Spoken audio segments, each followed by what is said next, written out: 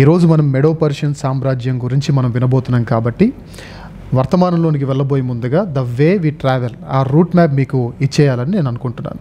So first of all నేను Bible portions నేను చెప్పేస్తాను. తర్వాత అవుటర్ సోర్సెస్ ఏవైతే ఉన్నాయో ఆ బుక్స్ నేమ్స్ కూడా సోర్సెస్ ఇన్ఫర్మేషన్ మీకు ఇస్తాను. తర్వాత హిస్టారికల్గా అండ్ బిబ్లికల్గా మెడో పర్షియన్ సామ్రాజ్యాన్ని పరిపాలించిన కింగ్స్ నేమ్స్ ఏంటో మీకు ఇన్ఫర్మేషన్ ఇస్తాను. ఆ తర్వాత ఈ మెడో పర్షియన్ సామ్రాజ్యం విషయంలో దేవుని లేఖనాలు, దేవుని ప్రవచనాలు, ప్రవక్తల యొక్క ప్రవచనాలు ఏ విధంగా ఉన్నాయో మీకు చూపించిన తర్వాత వరల్డ్లీ హిస్టరీ చెప్పిన తర్వాత నేను బిబ్లికల్ హిస్టరీకి వచ్చేస్తాను.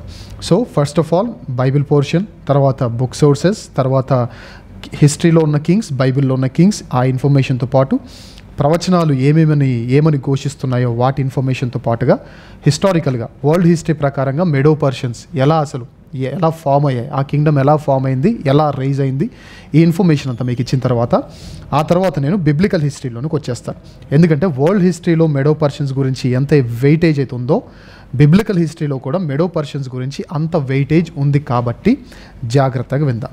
బాబిలోన్ గురించి మీకు చెప్పేటప్పుడు నేను నా సోర్సెస్ ఏంటి అని మీకు చెప్పినట్లుగా ఈరోజు మెడో పర్షియన్ గురించి మనం వినబోతున్నాం కాబట్టి బైబిల్ పోర్షన్ ఏ గ్రంథాల నుండి నేను సోర్స్ తీసుకుంటున్నాను చెప్తున్నాను. దానియేలు గ్రంథం నుండి కొన్ని అధ్యాయాలు, ఎజ్రా గ్రంథం నుండి కొన్ని అధ్యాయాలు, నెహెమ్యా గ్రంథం నుండి కొన్ని అధ్యాయాలు, ఎస్తేరు గ్రంథం నుండి కొన్ని అధ్యాయాలు, హగ్గై గ్రంథంలోని నేపథ్యము, జకరియా గ్రంథంలోని నేపథ్యము, మలాకీ గ్రంథంలోని నేపథ్యం. సో వీటిని నేను బిబ్లికల్ సోర్స్గా నేను వాడుకుంటున్నాను. దానియేలు గ్రంథము, ఎజ్రా గ్రంథము, నెహెమ్యా గ్రంథము, ఎస్తేరు గ్రంథం నుండి డైరెక్ట్ బిబ్లికల్ సోర్స్ తీసుకొని హగ్గై గ్రంథం నుండి, జకరియా గ్రంథం నుండి, మలాకీ గ్రంథం నుండి బిబ్లికల్ సోర్స్ కాకుండా దాని వెనక అసలు ఏం జరిగింది ఆ నేపథ్యాలను నేను సోర్స్గా తీసుకుంటున్నాను. అండ్ ఇంకో విషయం, చెబుతున్న మాటలు కల్పిత కథలు కాదు, ఇవి వాస్తవాలు అని నిరూపించడానికి బుక్ సోర్సెస్ కూడా నేను చెప్తున్నాను. History of Persian empire, university of Chicago publications నుంచి నేను సోర్స్ తీసుకుంటున్నాను. Next the Persian encyclopaedia ancient civilisations అనే బుక్ నుండి నేను సోర్స్ తీసుకుంటున్నాను.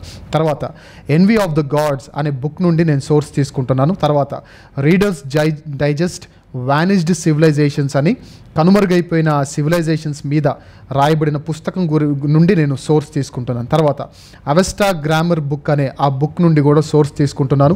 ఎర్లీ సివిలైజేషన్ బుక్ అనే ఆ బుక్ నుండి కూడా నేను సోర్స్ తీసుకుంటున్నాను. అండ్ ఫైనల్గా sacred book of the east అనే మెయిన్ పబ్లికేషన్స్ అండి, చాలా చాలా అథెంటిక్ పబ్లికేషన్స్ ఇవన్నీ, చాలా క్రెడిబుల్ సోర్సెస్ ఇవన్నీ. సో ఏదో వచ్చేసి గాలి మాటలు మాట్లాడేసి లేదా నిన్న మొన్న క్రియేట్ చేసిన వెబ్సైట్లో నిన్న పుట్టినోడో మొన్న పుట్టినోడో రాసిన రాతలు కాదు, హిస్టారికల్గా కొన్ని యూనివర్సిటీస్ అప్రూవ్ చేసిన బుక్స్ని సోర్స్గా మీ ముందు ఉంచుతున్నాను. అయితే బిబ్లికల్ పోర్షన్ మీ ముందు ఉంచాను, బుక్ సోర్సెస్ కూడా నేను మీ ముందు ఉంచేశాను. ఇప్పుడు హిస్టరీ ప్రకారంగా అండ్ బైబిల్ ప్రకారంగా ఈ మెడో పర్షియన్ సామ్రాజ్యంలో ఉన్న కింగ్స్ నేమ్స్ ఏంటో నేను చెప్పుకుంటూ వెళ్తాను. మీకు ఇన్ఫర్మేషనే కావాలనుకుంటే ఇంటికి వెళ్ళిన తర్వాత మళ్ళీ లైవ్ అలానే ఉంటుంది, అది వింటూ రాసుకోండి. ఓకే, నేను చెప్పాల్సింది ఎంత ఉందో నాకు తెలుసు కాబట్టి ఆగకుండా నేను ముందుకు సాగాల్సిన ప్రయత్నం నేను చేయాలి. సో హిస్టరీ ప్రకారంగా కొందరు కింగ్స్ ఈ మెడో పర్షియన్ సామ్రాజ్యాన్ని ఏలారు. ఈ మెడో పర్షియన్ సామ్రాజ్యం సైరస్ ద గ్రేట్, కోరేషు అని బైబిల్లో ఉంటుంది చూసారా, సైరస్ ద గ్రేట్తో స్టార్ట్ అయ్యి దర్యావేషు 3వ దర్యావేషుతో ఎండ్ అవుతుంది. మధ్యలో ఏ కింగ్స్ వస్తారంటే సైరస్ ద గ్రేట్ తర్వాత కాంబిసెస్ అనే కింగ్ వస్తారు, తర్వాత సూడోస్మర్డిస్ అనే కింగ్ ఏలుబడి చేస్తారు, తర్వాత దర్యావేషు మొదటి దర్యావేషు 1, అహశ్వరేషు 1, అర్థహషస్త 1, తర్వాత దర్యావేషు 2 నంబర్ 2 అంటే 2వ దర్యావేషు, 2వ అహశ్వరేషు, 3వ అర్థహషస్త, అర్సెసు, తర్వాత 3వ దర్యావేషు, ఇలా సాగుతుంది. 3వ దర్యావేషు తర్వాత మెడో పర్షియన్ సామ్రాజ్యాన్ని అలెగ్జాండర్ టేక్ ఓవర్ చేస్తారు. అయితే ఉన్న ఈ 11 మంది కింగ్స్లో, హిస్టరీలో మనకు కనబడుతున్న ఈ 11 మంది కింగ్స్లో బైబిల్లో మనకు 5 ప్రాముఖ్యంగా కనబడుతారు. ఒకరు కోరేషు గురించి యెషయా గ్రంథంలో ఉంటుంది, తర్వాత దినవృత్తాంతంలో ఉంటుంది, ఎజ్రా గ్రంథంలో ఉంటుంది, రాజుల గ్రంథంలో ఉంటుంది, తర్వాత ఎజ్రా గ్రంథంలో పలు చోట్ల ఉంటుంది. తర్వాత దర్యావేషు, మొదటి దర్యావేషు గురించి, అహశ్వరేషు గురించి, మొదటి అర్థహషస్త గురించి, తర్వాత మేబీ దర్యావేషు 3వ దర్యావేషు గురించి, తర్వాత కాంబిసెస్ గురించి కూడా కొన్ని సందర్భాల్లో ఉండొచ్చు అనేది బైబిల్ పండితుల అభిప్రాయం. అంటే ఉన్న 11 మంది కింగ్స్లో బైబిల్ చరిత్రలో 6 గురించిన ప్రస్తావన మనకు బైబిల్లో కనబడుతుంది. దీన్ని బట్టి మీకు అర్థం కావాల్సిన విషయం ఏంటంటే, బైబిలు చరిత్ర గ్రంథం కాదు అని ఎవరైతే చెబుతున్నారో వారందరి నోర్లు మూయించే పని బైబిల్ ఆనాటి కాలం నుండి ఈనాటి కాలం వరకు, తర్వాత ఫ్యూచర్లో కూడా ఎప్పటికీ చేస్తూనే ఉంటుంది. బైబిల్ ఎప్పటికీ కూడా కల్పిత కథలు కాదండి. బైబిల్ ఎప్పుడు కూడా ఎవరో పని లేక లేదా ఇంకెక్కువయ్యి టైం ఎక్కువైపోయి బాగా టైంపాస్ అవ్వక బోర్ కొట్టి రాసినోడు కాదు, లేదా ఆకాశాన్ని చూసి కొన్ని కథలు కల్పించిన వాడు కాదు, భూమిని చూసి ఇంకో కథలు కల్పించిన వారు రాసిన గ్రంథం అయితే కాదు. ఇందులో సైన్స్ ఉంది, ఇందులో మోరల్స్ ఉన్నాయి, ఇందులో స్పిరిచువాలిటీ ఉంది, ఇందులో నీతి ఉంది, ఇందులో మనిషి జీవితానికి కావలసిన ప్రతి విధమైన ఎలిమెంట్, ఐ రిపీట్, మనిషి జీవితానికి అవసరమైన ప్రతి విధమైన ఎలిమెంట్, ప్రతి విధమైన డీటెయిల్ బైబిల్లో స్పష్టంగా దేవుడు రాయించారు. ఇందులో లేని డీటెయిల్ ఏ బుక్లో కూడా లేదు. ఇందులో లేని ఎలిమెంట్, మనిషి జీవితానికి అవసరమైన ఎలిమెంట్, ఇందులో లేని ఎలిమెంట్ ఏ బుక్లో కూడా లేదు. అయితే మీకు ఒక డౌట్ రావచ్చు, ఏముంది చరిత్రలో ఉన్నదే బైబిల్లో ఉంటే, లాస్ట్ టైం కూడా నేను దీన్ని నొక్కి చెప్పాను, మళ్ళీ చెప్తాను, దీన్ని నొక్కి చెప్పాను, ఆల్రెడీ జరిగిన దాన్ని బైబిల్ రాస్తే బైబిల్కి న్యూస్ పేపర్కి ఏంటి ఆ స్పెషాలిటీ ఏంటి, ఆ డిఫరెన్స్ ఏంటి? న్యూస్ పేపర్లు కూడా రాసేది ఏంటి చెప్పండి? నిన్న జరిగినవి ఈరోజు రాస్తాడు, రాసినంత మాత్రం న్యూస్ పేపర్ కూడా గొప్పది, న్యూస్ పేపర్ కూడా దేవుని గ్రంథం అని నమ్ముతారా అని ఎవరైనా ప్రశ్నిస్తే వారికి మనం చెప్పాల్సింది ఏంటో లాస్ట్ వీకే చెప్పాను, బట్ ఈ వీక్ కూడా మనం చెప్పాలి. ఎందుకంటే బైబిల్ అనేది ఎంత సత్యమో మనందరికీ తెలియాలి. కాబట్టి difference between news paper and Bible ఏంటి అంటే, న్యూస్ పేపర్ నిన్న జరిగింది ఈరోజు తెలియజేస్తుంది.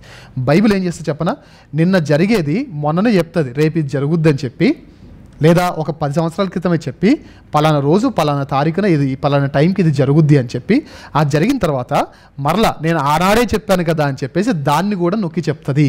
సో న్యూస్ పేపర్స్ ఇక్కడ ఫెయిల్ అవుతాయి, బైబిల్ ఇక్కడ పాస్ అవుతుంది. That's a major difference between news paper and Bible. అయితే ఈరోజు మనం ఓపెన్ చేయబోతున్న 2 వచనాలు. లాస్ట్ వీక్ ఏమో ఒక వచనాన్ని ఓపెన్ చేసాం. ఏంటో వచనం గుర్తుందా? ఆదికాండం 10వ అధ్యాయం 8వ వచనాన్ని మాత్రమే ఓపెన్ చేశాను, అది కూడా నిమ్రోదు కోసం మాత్రమే ఓపెన్ చేశాను. ఇక ఏ వచనాలు నేను ఓపెన్ చేయించలేదు. ఈరోజు మనం ఓపెన్ చేయబోయే 2 వచనాలు మీ ముందు ఉంచుతాను. అసలు బైబిల్ గొప్పతనం ఏంటి అని ఎవరైనా అడిగితే వారికి చెప్పవలసిన మాటలు ఇర్మియా గ్రంథం 51వ అధ్యాయం, ఇర్మియా గ్రంథము 51వ అధ్యాయము 11వ వచనం చూద్దాం. ఇర్మియా గ్రంథం 51వ అధ్యాయం 11వ వచనం చూద్దాం. చదవండి ఎవరైనా. బాణములు చికిలి చేయుడి, కేడములు పట్టుకొనుడి, బబులోనును నశింపచేయుటకు యెహోవా ఆలోచించుచున్నాడు. ఏమంటున్నాడు చెప్పండి? బాబిలోన్ని నాశనం చేయడానికి దేవుడు ఆలోచిస్తున్నాడు. ఇంకో విషయం చెప్పనా, బాబిలోన్ నాశనం అవుద్దని బాబిలోన్ కింగ్స్కి కూడా తెలియదు. కాబట్టి ఆ రోజు ఏం చేస్తున్నారు, మంచి విందు చిందులో మన వాళ్ళు మంచిగా ఎగిరి తందనాలు ఆడుతున్నారు, తాగి తందనాలు ఆడుతున్నారు. ఆ రోజు ఏం చేశారు చెప్పండి? బెల్షస్సరు టైంలో, బెల్షస్సరు చివరి రాజుగా ఉన్నప్పుడు యెరూషలేము దేవాలయంలో ఉన్న ఆ పాత్రలను తీసుకొని వచ్చి వీళ్ళు తాగుతూ డాన్స్లు వేస్తూ మంచి ఏమంటారు డీజే పార్టీ చేసుకుంటా ఉన్నప్పుడు, ఆ డీజే పార్టీలో అనుకోని ఒక గెస్ట్ ఒక చెయ్యి పంపించాడు. ఆ చెయ్యి రాసిన మాటలేంటి? మెనే టెకెల్ ఉఫార్సెన్. ఆ మాటకి అర్థం దానియేలు చెప్పడము ఆ రాత్రే అయిపోయింది, ఆ రాత్రే యుద్ధం జరిగింది, ఆ రాత్రే చెప్పండి మాదీయులు పార్సీకులు వచ్చి చెప్పండి ఏం చేశారు? రాజ్యాన్ని ఆక్రమించారు. ఒక విషయం చెప్పమంటారా? దానియేలు కూడా తెలియదు ఈ విషయం. అండ్ ఇంకో విషయం చెప్పాలంటే బెల్షస్సర్కి కూడా తెలియదు ఈ విషయం. ఏ విషయము?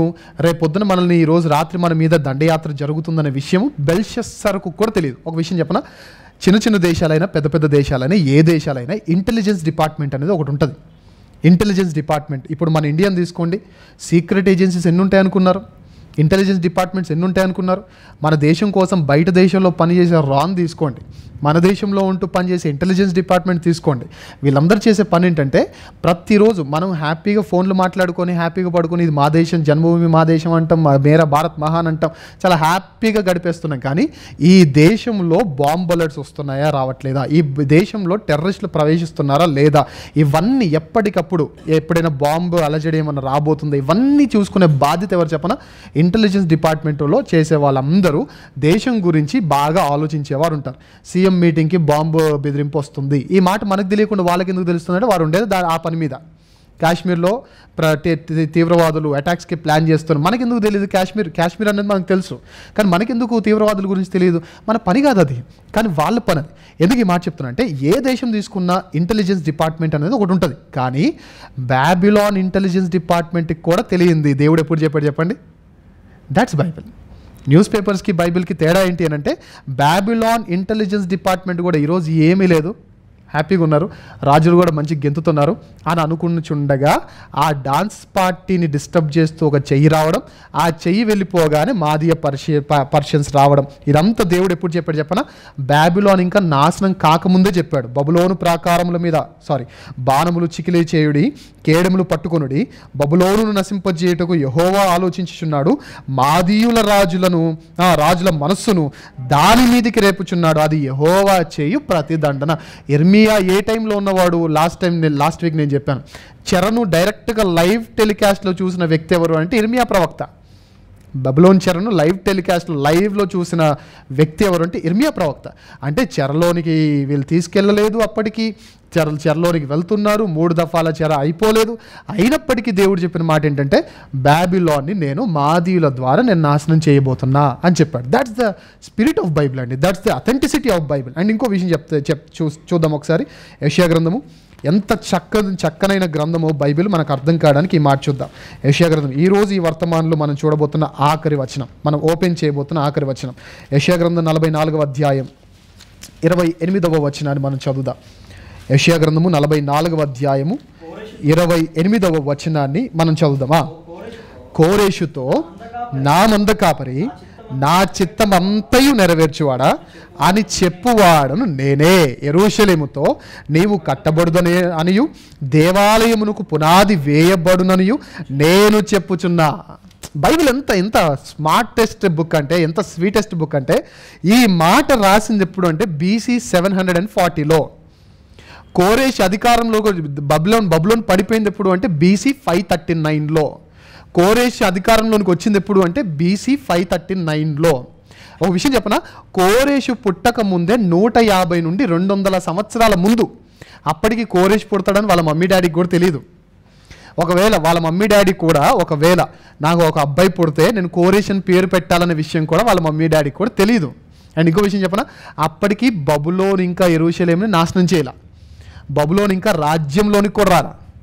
ఒక విషయం చెప్పాలంటే, బబులోను రాజ్యంలోనికి రానప్పుడే, బబులోను 3 దఫాలుగా చెరలోనికి తీసుకొని వెళ్ళనప్పుడే, అందులో 3వ దఫాలో టోటల్గా యెరూషలేము టెంపుల్ని నాశనం చేయనప్పుడే, వీళ్ళందరూ లోపలికి వెళ్ళిపోయి ఇర్మియా గ్రంథంలోని 70 సంవత్సరాల ప్రవచనం నెరవేరినప్పుడే దేవుడు ఏం చెప్పాడు చెప్పనా? కోరేషు నా మంద కాపరి, కోరేష్ అనేవాడు వస్తాడు, అతను ఏం చేస్తాడంటే నా మందిరాన్ని తిరిగి కట్టిస్తాడు. ఈ మాట ఎప్పుడు చెప్పాడు చెప్పండి? మందిరం కూల్చబడక ముందే దేవుడు చెప్పాడు. That's the difference major difference between Bible and the news paper అండి. దేవుడు ఎంత అథెంటిసిటీతో మాట్లాడిస్తున్నాడు చూడండి. బబులోన్ ఇంకా కట్టబడలేదు, బబులోన్ ఇంకా యెరూషలేం నాశనం చేయలేదు, ఇంకా విధ్వంసాన్ని చూపించలేదు, ఇంకా నెబుకద్రెజర్ వీళ్ళెవరూ పుట్టలేదు. వీరందరూ పుట్టక ముందే దేవుడు చెప్పిన మాట ఏంటంటే, ఈ కోరేష్ అనేవాడు వస్తాడు, టెంపుల్ అనేది కట్టిస్తాడని చెప్తున్నాడంటే టెంపుల్ నాశనం అవుద్దని చెప్తున్నట్టే కదా. That's the beauty of the Bible. So ఇది మేజర్ డిఫరెన్స్. మనం బైబిల్ను ఎందుకు నమ్మాలి అని అంటే, ఎంత చక్కనైన బుక్ కాబట్టి బైబిల్ను నమ్మాలి. అయితే లాస్ట్ వీక్ నేను చెప్తూ బాబిలోన్ గురించి నేను మాట్లాడుతూ, బబులోన్ను దేవుడు దేంతో పోల్చాడు అంటే సింహంతో పోల్చాడని చెప్పాను, ఎందుకంటే బలమైంది. తర్వాత పక్షిరాజుతో పోల్చాడు, ఎందుకంటే వన్స్ అది పైకి వెళ్ళింది అనుకోండి, కనబడుతున్న ఏరియల్ వ్యూ అంతా ఎవరిది? బాబిలోన్. సో ఇక్కడ మీరు రాసుకునేవారు రాసుకోండి. దానియేలు గ్రంథము 2వ అధ్యాయం 32వ వచనం 39వ వచనంలో దానియేలు కనబడే అక్కడ ఒక దర్శనం ఉంటుంది, రాజుకు వచ్చిన ఒక దర్శనం ఉంటుంది, ఒక కళ ఉంటుంది, ఆ కళలో ఒక ప్రతిమ ఉంటుంది, ఆ ప్రతిమలో తల ఏమో బంగారంది, తర్వాత చేతులు భుజం ఇదంతా ఏది? వెండిది. అంటే ఇక్కడ దేవుడు చెప్పకనే చెప్తుంది ఏంటంటే, 2 రాజ్యాలు మీ దగ్గరికి వస్తాయి అన్నాడు. 2 రాజ్యాలు. మాదీయ పారసీక అనేది ఒక రాజ్యం కాదు, యునైటెడ్ స్టేట్స్. ఇవి యునైటెడ్ స్టేట్స్. ఇప్పుడు అండమాన్ అండ్ నికోబార్ ఐలాండ్స్ అన్నారు, అండమాన్ వేరు, నికోబార్ వేరు.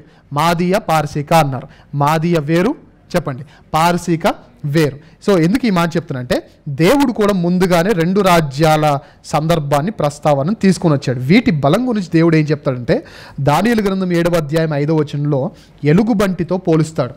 ఎలుగుబంటి ఈవెన్ బిఫోర్ దేవుడు వీటి గురించి ఎంత చక్కగా చెప్తున్నాడు చూడండి. ఎలుగుబంటితో పోలుస్తాడు. ఎలుగుబంటితో ఎందుకు పోల్చాడు? ఎలుగుబంటి చూడ్డానికి ఒకవేళ నిలబడింది అనుకోండి, సింహం కంటే ఎత్తులో ఉంటుందా ఉండదా? ఎలుగుబంటి ఒక మంచి సైజు, పిల్లలుగుబంట్లు కాకుండా ఒక మంచి సైజు ఉన్న ఎలుగుబంటిని చూడండి, అది నిలబడిందంటే సింహం కంటే ఎత్తు ఉంటుందా ఉండదా? ఉంటుంది. ఈ సామ్రాజ్యం కూడా బాబిలోన్ కంటే ఎక్కువ విస్తీర్ణతలో ఉంది. కానీ సింహం అంత బలమైందా ఎలుగుబంటి? అడవికి రాజెవరు? సింహమే. అడవిలో ధైర్యంగా ముందుకు సాగేది ఎవరు? సింహమే. ఏ జంతువైనా వెనకడగేయడం నేర్చుకుంటుంది, కానీ సింహం చూడండి. కావాలంటే what makes lion the king of jungle అని యూట్యూబ్లో సరదాగా వీడియో సెర్చ్ చేయండి ఒకసారి. లయన్ని ఊరికే కింగ్ ఆఫ్ ద జంగిల్ అనలేదు. లయన్ కంటే పెద్ద పెద్ద జంతువులు ఉన్నాయి. నన్ను అడిగితే జిరాఫీ మెడ అంత పొడవు ఉండదు లయన్, దాని గొంతుకంత ఉండదు లయన్.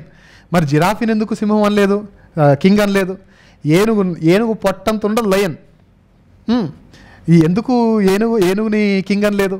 ఎందుకనంటే ఏవైనా వెనకడుగేస్తేమో కానీ సింహానికి ఒక యాటిట్యూడ్ ఉంటుంది, సింహానికి ఒక ఈగో ఉంటుంది, సింహానికి ఒక స్టైల్ ఉంటుంది, సింహానికి ఒక సిగ్నేచర్ ఉంటుంది. సో బాబిలోన్ని సింహంతో పోల్చిన దేవుడు ఈ దేశాలని, ఈ సామ్రాజ్యాన్ని ఎలుగుబంటితో పోల్చాడు. అంటే ఇది కూడా డేంజరే, కానీ సింహంతో పోలిస్తే మాత్రం డేంజర్ అయితే కాదు. కానీ ఈ దానియేలు గ్రంథం 7వ అధ్యాయం 5వ వచనంలో ఆయన చెబుతూ అనే మాట ఏంటంటే 3 ప్రక్కటెముకలు నోటిలో పెట్టుకుని ఉన్న ఎలుగుబంటి అంటాడు. ఈ 3 ప్రక్కటెముకలు ఏంటి అంటే ఈ మాదియా, ఈ జయించిన పారసిక జయించిన లిబియా, ఈజిప్ట్, బాబిలోన్, ఈ 3 సామ్రాజ్యాలు, లిబియా, ఈజిప్ట్ అండ్ బాబిలోన్, ఈ 3 బబులోను సామ్రాజ్యాలు. తర్వాత నేను చెబుతూ బాబిలోన్ గురించి మాట్లాడుతూ సింహంతో పాటు పక్షిరాజుతో దేవుడు పోల్చినట్టుగా చెప్పాను. ఇది కూడా దేవుడు ఎలుగుబంటితో పాటు 2 కొమ్ములు గల పొట్టేలుతో దేవుడు దీన్ని పోల్చడం జరిగింది. అంటే పోరాడడానికి సిద్ధంగా ఉంటుంది ఇది, కాకపోతే వెనుదిరగడానికి కూడా అప్పుడప్పుడు సిద్ధంగానే ఉంటుంది. సింహంలాగా ఇంకా దూసుకొని వెళ్ళే తత్వం కాదు దీన్ని. మొత్తం క్యాలిక్యులేటివ్ మెథడ్స్ అన్ని ఫాలో అవుతూ ఉంటాయి అనమాట. This is some what biblical history. Just అలా మాదియా పర్షియా గురించి దేవుడు ముందుగానే చెప్పిన వాటి బలాల గురించి చెప్పిన జస్ట్ ఇన్ఫర్మేషన్. ఇక హిస్టరీలోకి వెళ్ళిపోదాం. మెడో పర్షియన్ అనగానే ఇంతకు ముందే చెప్పాను, మాదియా వేరు, పారసీక రాజ్యం వేరు. ఈ మాదియా పారసీక అంటే ఏంటి? ఒకప్పుడు బాబిలోన్ గురించి చెప్పేటప్పుడు చెప్పిన మాట, బాబిలోన్ అంటే ప్రజెంట్లో ఉన్న ఇరాక్ అని ఎలా అయితే చెప్పామో, మాదియా పారసీక అంటే ప్రజెంట్ ఉన్న ఇరాన్ దేశం ఏదైతే ఉందో, మెయిన్గా మాదియా ప్రజెంట్ ఉన్న ఇరాన్ దేశం ఏదైతే ఉందో ఆ దేశం. అయితే ఈ మాదియా పారసీక ఈ చరిత్ర గురించి మనం వింటూ ఉన్నప్పుడు అసలు ఈ 2 సపరేట్ రాజ్యాలు ఎందుకు కలవాల్సి వచ్చింది ఆ డౌట్ కూడా మనకి రావాలి. ఎందుకంటే గుడ్డెద్దులా బైబిల్ చదువుకుంటే వెళ్ళిపోకూడదు. ఇద్దరు కలిసి ఒక పని చేస్తారంటే వీళ్ళిద్దరు ఎందుకు కలిసారు ఒక డౌట్ కూడా రావాలి మనకి. ఇద్దరు విడిపోయారంటే వీళ్ళిద్దరు, ఇంతమంది ఉండగా వీళ్ళిద్దరు ఎందుకు విడిపోయారు ఆ డౌట్ కూడా మనకు రావాలి. అయితే ఎన్నో సామ్రాజ్యాలు ఉండగా మాదియా పర్షియా ఎందుకు, వీరిద్దరు ఎందుకు కలిశారు అంటే, స్టార్టింగ్లో మీకు ఒక విషయం చెప్పాలంటే జెనసిస్ 10th చాప్టర్ 8th వర్స్లో మనకు నిమ్రోదుతో స్టార్ట్ అయింది అని మనం బాబిలోన్ గురించి ఎలా అయితే చెప్పుకున్నామో, వాళ్ళు ఇక్కడ మాదీయులు జెనసిస్ ఆదికాండం 10వ అధ్యాయం 2వ వచనం మీరు చూస్తే యాపెతు సంతానంగా మనకు కనబడతారు. యాపెతు సంతానంగా కనబడతారు. ఈ మాదియా అనేది 600 మైళ్ళ పొడవు, 250 మైళ్ళ వెడల్పు కలిగిన ఒక మహాపట్టణం. దీని క్యాపిటల్ సిటీ వచ్చేసి ఎగ్బతానా. పేర్లు గుర్తుపెట్టుకోండి, మీకు అవసరం అవుతాయి కాబట్టి చెప్తున్నా. ఎగ్బతానా అనేది క్యాపిటల్ సిటీ. తర్వాత ఏం చేస్తారు, ఇది ఇలా ఒక యునైటెడ్ కింగ్డమ్గా కాకుండా సపరేట్ కింగ్డమ్గా ఉన్నప్పుడు జరిగింది ఏంటంటే, అష్షూర్ వాళ్ళు వీళ్ళ మీద దండయాత్ర చేస్తారు. అష్షూర్ వాళ్ళు వీళ్ళ మీద దండయాత్ర చేసి వీళ్ళని గెలిచిన తర్వాత ఈ మాదియా, మీకు ఒక విషయం చెప్పనా, బాబిలోన్ని జయించిన మాదియా యాక్చువల్గా బాబిలోన్కి శత్రువు కాదు. ఇన్ఫ్యాక్ట్ బాబిలోన్ అండ్ మాదియా కలిసి అష్షూర్ని ఓడించారు. అష్షూర్ సామ్రాజ్యం తర్వాతే మనకు బాబిలోన్ సామ్రాజ్యం వస్తుంది కదా. అయితే ఈ అష్షూర్ను ఓడించింది ఎవరంటే, ఫస్ట్ అష్షూర్ వచ్చేసి మాదియాను ఓడించేసింది. అలా ఓడించిన తర్వాత ఇప్పటికీ పర్షియా లేదు సీన్లో, అష్షూర్ వచ్చి మాదియాను ఓడించింది. మాదియాను ఓడించిన తర్వాత వీళ్ళకు పన్ను కడుతూ ఉన్నప్పుడు తర్వాత ఈ మాదియా ఏం చేసింది, బాబిలోన్తో పొత్తు పెట్టుకొని అలయన్స్లు ఉంటాయి చూసారా. ఇప్పుడు మన జనరల్గా పొలిటికల్ పార్టీస్ చూడండి, 2029లో ఈరోజు తిట్టుకున్నాడు నెక్స్ట్ కలిసిపోతాడు, ఈరోజు కలిసి ఉన్నాడు నెక్స్ట్ తిట్టుకుంటాడు. వీడు దొంగ, వాడు ద్రోహి, వీడు డబ్బులు లాక్కున్నాడు, వాడు అది చేశాడు ఇది చేశాడని తిడతారు. నెక్స్ట్ బాయ్ అంటారు. ఈయన లేకపోతే మన స్టేటే లేదు, ఆయన లేకపోతే మన కంట్రీనే లేదు. మరి అలాంటి వాడిని ఎందుకు తిట్టారు అయ్యా అని అడగండి. అప్పుడు తిట్టాల్సి వచ్చిందండి, ఇది పొలిటికల్ గేమ్ అండి అని అంటారు. అలయన్స్ ఎలా అయితే ఉంటుందో political alliance, the same way Media కూడా బాబిలోన్తో అలయన్స్ పెట్టుకొని వీళ్ళిద్దరు కలిసి అష్షూరును జయించారు. అలా జయించిన తర్వాత జరిగిన విషయం ఏంటనుకుంటున్నారు, మాదియా రాజు వాళ్ళ కూతుర్ని నెబుకద్నెజర్ ఉన్నాడు కదా, మన లాస్ట్ వీక్స్ హీరో ఎవరు? నెబుకద్నెజర్. బాబిలోన్ అనగానే మనకు గుర్తొచ్చేది నెబుకద్నెజర్. మాదీయ రాజు కూతుర్ని నెబుకద్నెజర్కి ఇచ్చి పెళ్లి చేస్తే ఆ పెళ్లి చేసినందుకు భారీ గిఫ్ట్లు ఇస్తారు కదా జనరల్ని. అలా జనరల్ ఇచ్చినప్పుడు మనలాంటోడైతే చిన్న చిన్న గిఫ్ట్లు ఇస్తారు, ఏ రింగో చెయ్యినో అవి ఇస్తారు. కానీ మనోడు ఏం చేశాడు అనుకోండి, ఏం చేశాడు అనుకున్నారు? ప్రపంచంలో ఎవరు ఇవ్వలేనంత గొప్ప గిఫ్ట్ ఇవ్వాలని హ్యాంగింగ్ గార్డెన్స్ విన్నారా? లాస్ట్ వీక్ నేను చెప్పానో లేదు నాకు అంత గుర్తులేదు, కానీ హ్యాంగింగ్ గార్డెన్స్ అప్పటి ప్రపంచ 7 వింతల్లో ఒక వింత హ్యాంగింగ్ గార్డెన్స్. ఇప్పటికీ ఎవరు కట్టాలన్నా అది చాలా కష్టమైంది. హ్యాంగింగ్ గార్డెన్స్ని తన భార్యకి కట్టించి గిఫ్ట్గా ఇచ్చేశాడు. ఆ భార్య ఎవరు అనుకున్నారు? మాదీయ రాజు యొక్క కూతురు. మాదీయ రాజు యొక్క కూతురు. ఇలా ఉన్నప్పుడు నెబుకద్నెజర్ చనిపోయిన తర్వాత, నెబుకద్నెజర్ బ్రతుకున్నంత వరకు మరి అల్లుడు కాబట్టి రెస్పెక్ట్ ఉంది, అల్లుడు పోయిన తర్వాత రెస్పెక్ట్ ఏముంటుంది చెప్పండి? అంతే కదా. ఇప్పుడు యోసేపు ఉన్నంత వరకు ఐగుప్తులో ఇజ్రాయేలీలకి ఏముంది? రెస్పెక్ట్ ఉంది. యోసేపు పోయిన తర్వాత, చనిపోయిన తర్వాత యోసేపును ఎరుగని ఒక రాజు వచ్చాడు, బానిసలుగా మార్చేశాడు. అలా నెబుకద్నెజర్ ఉన్నంత వరకు వీళ్ళిద్దరి మధ్య బాగానే ఉంది. తర్వాత నెబుకద్నెజర్ చనిపోయిన తర్వాత ఈ పర్షియన్ రాజు కోరేషు ఇప్పుడు 500స్లో ఇప్పుడు వస్తాడు. 500స్లో వచ్చి 550లో వచ్చి అప్పుడు మాదియాను కాన్కర్ చేసుకుంటాడు. మాదియాని కాన్కర్ చేసుకొని ఆ తర్వాత వీళ్ళకి ఏర్పడిన అలయన్స్ని బట్టి మన ఇద్దరం కలిసి బాబిలోన్ వేసేద్దామని వీళ్ళు మాట్లాడుకొని తెలియకుండా ఎవ్వరికి చెప్పకుండా సీక్రెట్ గేమ్. శత్రువుల నుంచి వచ్చే దాన్ని మనం పసిగట్టచ్చు, కానీ మిత్రుల నుంచి వచ్చేదాన్ని పసిగట్టలేం. చూడండి ఎందుకు? శత్రువుల విషయంలో ఎప్పుడు ఒక కన్నేసి ఉంచుతాం, ఏడుతో జాగ్రత్త, ఈ అమ్మాయితో జాగ్రత్త, ఈ అబ్బాయితో జాగ్రత్త, ఇలా ఉంటాం. కానీ మన వెనకాల ఉన్నవాడిని డౌట్ చేస్తామా? చేయలేం. మేబీ నేను అనుకుంటాను మాదియా ఎలాగో వీళ్ళవాడే కాబట్టి రాజు ఏమన్నా డౌట్ చేయలేదేమో, మనకు తెలియదు. దేవుని సంకల్పం ఏంటో మనకు తెలియదు. అయితే మాదీయ సామ్రాజ్యాన్ని పర్షియా వాళ్ళు, పార్శిక సామ్రాజ్యం కోరేషు 550 BCలో వచ్చి కాన్కర్ చేసి వీళ్ళిద్దరు సీక్రెట్గా వెళ్ళిపోయి అక్టోబర్ 29 ఇక నెక్స్ట్ మంత్, ఈరోజు సెప్టెంబర్ ఎంత? 20 సెప్టెంబర్ 20, నెక్స్ట్ అక్టోబర్ 29 మాదియా పార్శిక ఇద్దరు కలిసి BC 539లో ఇద్దరు కలిసి బాబిలోన్ని చంపేశారు. అలా వీరిద్దరు కలిసి యునైటెడ్ కింగ్డమ్గా అయ్యారు. ఏ కింగ్డమ్గా అయ్యారు? ఇప్పుడు మాదియా సపరేట్ కాదు, పార్శిక సపరేట్ కాదు. సొదొమ గొమొర్రా, హైదరాబాద్ సికింద్రాబాద్ అని అంటాం కదా. ఇప్పుడు సికింద్రాబాద్ అని ప్రత్యేకంగా చెప్పక్కర్లేదు, హైదరాబాద్లో మాకు చర్చ్ ఉందండి అని అంటాం. అదేంటి మీరు సికింద్రాబాద్ కదా, మీరు అబద్ధం చెప్పారు కదా, మీరు నరకానికి వెళ్ళిపోతారు అనకూడదు ఇంకా. ఓకే, అర్థమవుతుంది కదా. హైదరాబాద్ సికింద్రాబాద్, మన సికింద్రాబాద్లో ఉన్న హైదరాబాద్ అనొచ్చు, హైదరాబాద్లో ఉన్న సికింద్రాబాద్ అనొచ్చు, నాట్ ఎ ప్రాబ్లం, ఎందుకంటే రెండు కలిసిపోయినాయి. ఇలా శత్రువులుగా ఉన్న మాదియా బబులోను ఫ్రెండ్స్గా ఉండేవారు. తర్వాత వాళ్ళ రిలేషన్ దెబ్బతినింది. అప్పుడు పర్షియా వచ్చి ఆక్రమించుకొని వీళ్ళిద్దరు కలిసి బాబిలోని చంపడం ద్వారా ఇప్పుడు వీళ్ళు ఏమైపోయారంటే యునైటెడ్ కింగ్డమ్గా మారిపోయారు. అయితే ఇప్పుడు మీరు బాగా తెలుసుకోవాల్సిన ఈ క్యాపిటల్ సిటీస్ గురించి మీరు తెలుసుకోండి. ఈ పర్షియా మాదియా మెడో పర్షియన్ కింగ్డమ్కి క్యాపిటల్ సిటీస్ 4 ఉన్నాయి. ఒకటి పాసార్గఢ్ అనే ఒక క్యాపిటల్ ఉంటుంది, ఇది ఏన్షియంట్ క్యాపిటల్. రెండవది పర్సపోలిస్ అనే ఒక క్యాపిటల్ సిటీ ఉంటుంది, ఇది సెరిమోనియల్ క్యాపిటల్ అంటే ఉత్సవాలు. ఇంకా ఏ ఉత్సవాలు జరిగిన బీచ్ ఫెస్టివల్ హైదరాబాద్లో అని అంటే ఏమంటారు చెప్పండి?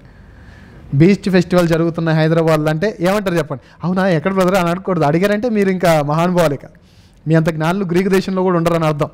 సో బీచ్ ఫెస్టివల్ కానీ మనకు గుర్తు రావాల్సింది ఎక్కడ? మన తెలుగు స్టేట్స్లో అయితే జనరల్లీ ఎక్కడ ఎక్కువగా వైజాగ్, రీసెంట్గా ఒక ఎక్కడో మచిలీపట్నంలో సమ్వేర్ ఎక్కడో జరిగింది. అలా ఉత్సవాలకు ఒక రాజధాని, నార్మల్గా ఉండే ప్రాచీన రాజధాని ఒకటి. ఇప్పుడు ఆంధ్రప్రదేశ్కి తీసుకోండి, ప్రాచీన రాజధాని ఏంటి? కర్నూలు. ఆ తర్వాత హైదరాబాద్ అయింది. ఆ తర్వాత ఇంకొద్దులేండి, తర్వాత గొడవలు అయిపోతాయి, మనకి ఎందుకు వచ్చిన గొడవ, అసలు నా మీటింగ్లో అటే ఉంటాయి, నా మీద కన్నేశారు అనుకోండి, లేనిపోయిన గొడవలు. ఆ తర్వాత ఫస్ట్ ఏమో పాసర్గఢ్, రెండవదేమో పర్సపోలిస్, మూడవదేమో షూషను అని విన్నారా? షూషను మనకి ఎక్కడ కనబడుతుంది ఎక్కువగా? షూషను కోటలో నేను రాజు దగ్గర ఎక్కడున్నారు? ఎస్తేర్లో కనబడుతుంది. తర్వాత బైబిల్లో కొన్ని ఎక్కడెక్కడైతే బైబిల్లో మీకు షూషను అని కనబడిందో అప్పుడు మీకు అర్థం కావాల్సిన విషయం ఏం చెప్పనా? ఇది చలికాలం గురించి ప్రస్తావిస్తున్న విషయాలు అని మీకు తెలియాలి. గుడ్డెద్దులాగా వెళ్ళిపోకూడదు బైబిల్ చదివేటప్పుడు. షూషను అనేది ఏంటి అంటే winter capital. For example Hyderabad ఉందా, మన ఇండియాని తీసుకుందాం. ఇండియా క్యాపిటల్ సిటీ ఏంటి? ఢిల్లీ కదా, న్యూఢిల్లీ. తర్వాత business capital city of India ఏంటి? ముంబై. ఇప్పుడు క్యాపిటల్ అనగానే అన్ని క్యాపిటల్ ఢిల్లీకి కొట్టేశారనుకోండి, మీకు రాంగ్ ఆన్సర్ పడుతుంది. మీకు ఏ క్యాపిటల్, నార్మల్ క్యాపిటల్ అడుగుతున్నారా, బిజినెస్ క్యాపిటల్ అడుగుతున్నారా, ఇది అడగాలి. తర్వాత ప్రెసిడెంట్కి వింటర్ క్యాపిటల్ ఏంటి? ప్రెసిడెంట్కి వింటర్ క్యాపిటల్ ఏంటి? హైదరాబాద్. ప్రెసిడెంట్ ఆఫ్ ఇండియాకి వింటర్ క్యాపిటల్. కావాలంటే నా చిన్నప్పుడు నా సోషల్లో చదువుకున్నాయండి, అది మళ్ళీ నిజమా కాదు, ఈ మధ్య ఏమైనా మారిందా లేదా అని ఇందాకే చెక్ చేశాను. ప్రెసిడెంట్ ఆఫ్ ఇండియాకి వింటర్ క్యాపిటల్ ఏంటి అంటే హైదరాబాద్. అలా కామన్ థింగ్ ఇది. వింటర్ క్యాపిటల్ ఒకటి ఉండడము, సమ్మర్ క్యాపిటల్ ఒకటి ఉండడము, ఆ ఏరియాలో ఉండే ఆ క్లైమాటిక్ కండిషన్స్ని బట్టి రాజులు వెళ్ళిపోతూ ఉంటారు. ఇప్పుడంటే ఏసీ ఉంది, తర్వాత రూమ్ హీటర్ ఉంది కాబట్టి ఒకే దగ్గర టెంపరేచర్లన్నీ మార్ఫింగ్ చేసేసుకోవచ్చు మనం. కానీ అప్పుడు అలా లేదు కాబట్టి చలికాలం ఎక్కువ ఉన్నప్పుడు, చలి ఎక్కువ ఉన్నప్పుడేమో వేడి ఉండే ప్రదేశాలకు వెళ్తారు, వేడి ఎక్కువ ఉన్నప్పుడేమో చలి ఉండే ప్రదేశాలకు వెళ్ళిపోతారు. సో ఎగ్బతానా అనేదేమో నార్మల్గా ఏన్షియంట్ క్యాపిటల్ అయితే, పర్సాపోలిస్ అనేదేమో ఉత్సవాల రాజధాని అయితే, షూషను అనేదేమో వింటర్ క్యాపిటల్ అయితే, పాసర్గఢ్ ఏమో ఏషియన్ క్యాపిటల్ అయితే, ఏన్షియంట్ క్యాపిటల్ అయితే, ఈ ఎగ్బతానా కట్టించింది దానియేలు బ్యాబిలోన్ టైంలో కట్టించిన ఒక సిటీ ఇది. ఈ ఎగ్బతానా ఇది బైబిల్లో ఉంటుంది, షూషను ఉంటుంది, ఎగ్బతానా కూడా బైబిల్లో ఉంటుంది. ఈ ఎగ్బతానా అనేది సమ్మర్ క్యాపిటల్. సో ఎగ్బతానా గురించి మీరు చదువుతున్నారు బైబిల్లో అంటే ఆ టైంలో సమ్మర్ నడుస్తుంది అనమాట. షూషన్ గురించి మీరు బైబిల్ చదువుతున్నారంటే ఓకే వింటర్ సీజన్లో జరుగుతున్న సందర్భాలన్నమాట అని మనం అర్థం చేసుకోవాలి. అక్కడికి వెళ్ళి అర్థం చేసుకోవాలి. ఎరా ఎక్కడున్నావు అని ఫోన్ చేసిన తర్వాత ఏం లేదురా స్వెటర్స్ కొంటున్నాను అని అన్నారనుకోండి, అది ఏ సీజన్ అని అర్థం. ఇంకా అర్థం చేసుకోవాలి. ఎందుకు మనకు చరిత్ర తెలియాలంటే నేను చాలాసార్లు చెప్పాను, మళ్ళీ చెప్తున్నాను, కొన్ని విషయాలు బైబిల్లో ఉన్న కొన్ని విషయాలు తెలియాలంటే యూదుల సంస్కృతి మీద మనకు అవగాహన ఉండాలి, చరిత్ర మీద కూడా కొన్ని అన్నీ కాదండి, కొన్ని ఇప్పుడు షూషను అంటే వింటర్ క్యాపిటల్ అని తెలియదు అనుకోండి, నేను నిలబడి ఒకానొక సమ్మర్ సీజన్లో రాజుగారు బయటకు అలా వచ్చారు, అలా ఉన్నారు అని చెప్తే తప్పవుద్దా లేదా? సో ఒక చిన్న అండర్స్టాండింగ్ ఇంకా డీపర్ డీటెయిల్స్ కోసం మనకు చరిత్ర మీద అవగాహన ఉండాలి. అయితే ఇది ఇంతకుముందు చెప్పినట్టుగా ప్రజెంట్గా ఇరాన్ అనే దేశం ఆ ల్యాండ్లో ఉంది. అండ్ ఇంకో విషయం చెప్పనా, మన భారతదేశానికి వచ్చారే ప్రాముఖ్యమైన భారతదేశ భక్తులందరూ ఇప్పుడు భక్తులుగా మాట్లాడుతున్నారే, ఈ భక్తులందరూ ఎక్కడి నుంచి వచ్చారు చెప్పనా? ఇరాన్ నుండి వలస వచ్చిన వారే. ఎవరైనా ఈ మధ్యకాలంలో మాట్లాడుతున్నారు భారతదేశానికి మీకు ఏంట్రా సంబంధం అంటున్నారు చూసారా, అసలు సంబంధమే మనకుంది. మనం ద్రవిడులో అసలు భారతదేశం సంబంధించిందే మనది. వాళ్ళు ఎక్కడి నుంచి వచ్చారు? ఇరాన్ నుంచి వచ్చారు. ఇరాన్ నుంచి పాకిస్తాన్ మీదుగా లోయల్లో నుంచి వచ్చేసి అక్కడి నుంచి వచ్చారు, ఇరాన్ నుంచి వచ్చారు. అందుకే నేను సోర్సెస్ అన్నీ ముందే ఇచ్చేసాను. అవి కూడా సోర్సెస్ కాదు, ఎవరో రాసిన సోర్సులు కాదు. లేదంటే ఒక పెద్ద మనిషి చెప్తాడు పెంటగాన్ ఉంది తెలుసా, పెంటగాన్ అన్నాడు. నేను పూస్తున్నాడు ఏదబ్బా అని చూస్తున్నా, అంటే ఆయన ఉద్దేశం పెంటాను కానీ ఈ పెంట తీసుకున్నాడు, దానికి పూస్తారేమో అనుకున్నాడు. కాన్ఫిడెంట్గా చెప్తారండి యూట్యూబ్లో. దయచేసి హిస్టరీ విషయంలో జాగ్రత్త. కాన్ఫిడెంట్గా చెప్తున్నారు హిస్టరీ, కాన్ఫిడెంట్గా తప్పు హిస్టరీ చెప్పేస్తూ ఉన్నారు. రీసెంట్గా ఒక పెద్ద ఆయన మాట్లాడుతున్నారు, ఎవరిని వెక్కిరించడం నా ఉద్దేశం కాదు కానండి, ఒక పెద్ద ఆయన మాట్లాడుతుంటున్నాడు రాజారాం మోహన్ రాయ్ను దుర్మార్గుడు చేశాడు కొన్ని పనులు అంటున్నాడు. దుర్మార్గుడా? సంఘ సంస్కర్త. మన చిన్నప్పుడు స్టడీస్లో వీళ్ళ గురించి మనం చదువుకున్నాం, చాలా సంఘ సంస్కర్తలు అంటారు వీళ్ళని. తర్వాత విలియం కేరీ అని ఆయన సతీ సహగమనం భారతదేశంలో లేదంట. That's the biggest joke. ఇప్పుడు గ్రంథాల్లో ఉందా లేదా తర్వాత సంగతి, అవి మీరు చూసుకోండి, మాకు అనవసరం అది. కానీ భారతదేశంలో సతీ సహగమనం లేదండం ఏంటి? ఉంది అని మేము చదువుకున్నది ఏంటి, ఉంది అని చెప్పింది ఏంటి? ఇదంతా పక్కకు పెట్టేశారు, ఇష్టానుసారంగా మాట్లాడుతున్నారు. ఇంక చెప్పిన విషయం ఏంటి చెప్పనా, విలియం కేరీ వచ్చి కనిపెట్టాడంట సతీ సహగమనం, అంతవరకు భారతదేశంలో లేదంట. వీళ్ళు ఎంతగా చరిత్రను వక్రీకరిస్తారంటే అండి, వీళ్ళకి నచ్చిన వాళ్ళందరూ దేశద్రోహులు, వీళ్ళకి నచ్చిన వాళ్ళందరేమో దేశభక్తులు. ఒక ఆయన ఉన్నారు, ఆయన పేరు నేను చెప్పను, ఆయన బ్రిటిష్ వాళ్ళ కాళ్ళు మొక్కి అయ్యా నేను మీకు ఇన్ఫర్మేషన్ అంత ఇస్తాను, నన్ను క్షమించండి అని చెప్పేసి బ్రిటిష్ వారికి అఫీషియల్గా లెటర్ రాస్తే ఇప్పుడు ఆయన విగ్రహాలు రోడ్డు మీద పెట్టేస్తున్నారు. రీజన్ ఏంటంటే వీళ్ళు నమ్మిన సిద్ధాంతాన్ని ఆయన నమ్ముతాడు కాబట్టి. ఆయన అండమాన్ జైల్లో కూడా వేసేస్తే కర్ణాటక బుక్స్లో టెక్స్ట్ బుక్లో రాసింది ఏంటి చెప్పనా, ఆయన అండమాన్ జైల్లో నుండి బుల్బుల్ పిట్టల మీద ప్రతిరోజు బెంగళూరు వచ్చి వెళ్ళేవాడంట. ఆ పిట్టలు ఎక్కడున్నాయో నాకు తెలిస్తే చాలా ఛార్జీలు ఎక్కువైపోతున్నాయండి మీటింగ్లకు వెళ్ళేటప్పుడు మాకు. నిజంగా మేము కూడా ఆ పిట్ట ఒకటి వేసుకొని బుల్బుల్ పిట్ట గో టు బెంగళూరు అని చెప్తాను, లేదా ఓ బుల్బుల్ పిట్ట నాకు రాజమండ్రిలో మీటింగ్ ఉంది అటు ఎల్లు అని చెప్తాను, లేదా బుల్బుల్ పిట్ట వైజాగ్కి పదా అని చెప్తాను. ఈ హ్యాపీ కదా, అండమాన్ నుంచి వచ్చిన పిట్ట నన్ను రాజమండ్రికి తీసుకెళ్ళలేదా, నన్ను వైజాగ్కి తీసుకెళ్ళలేదా?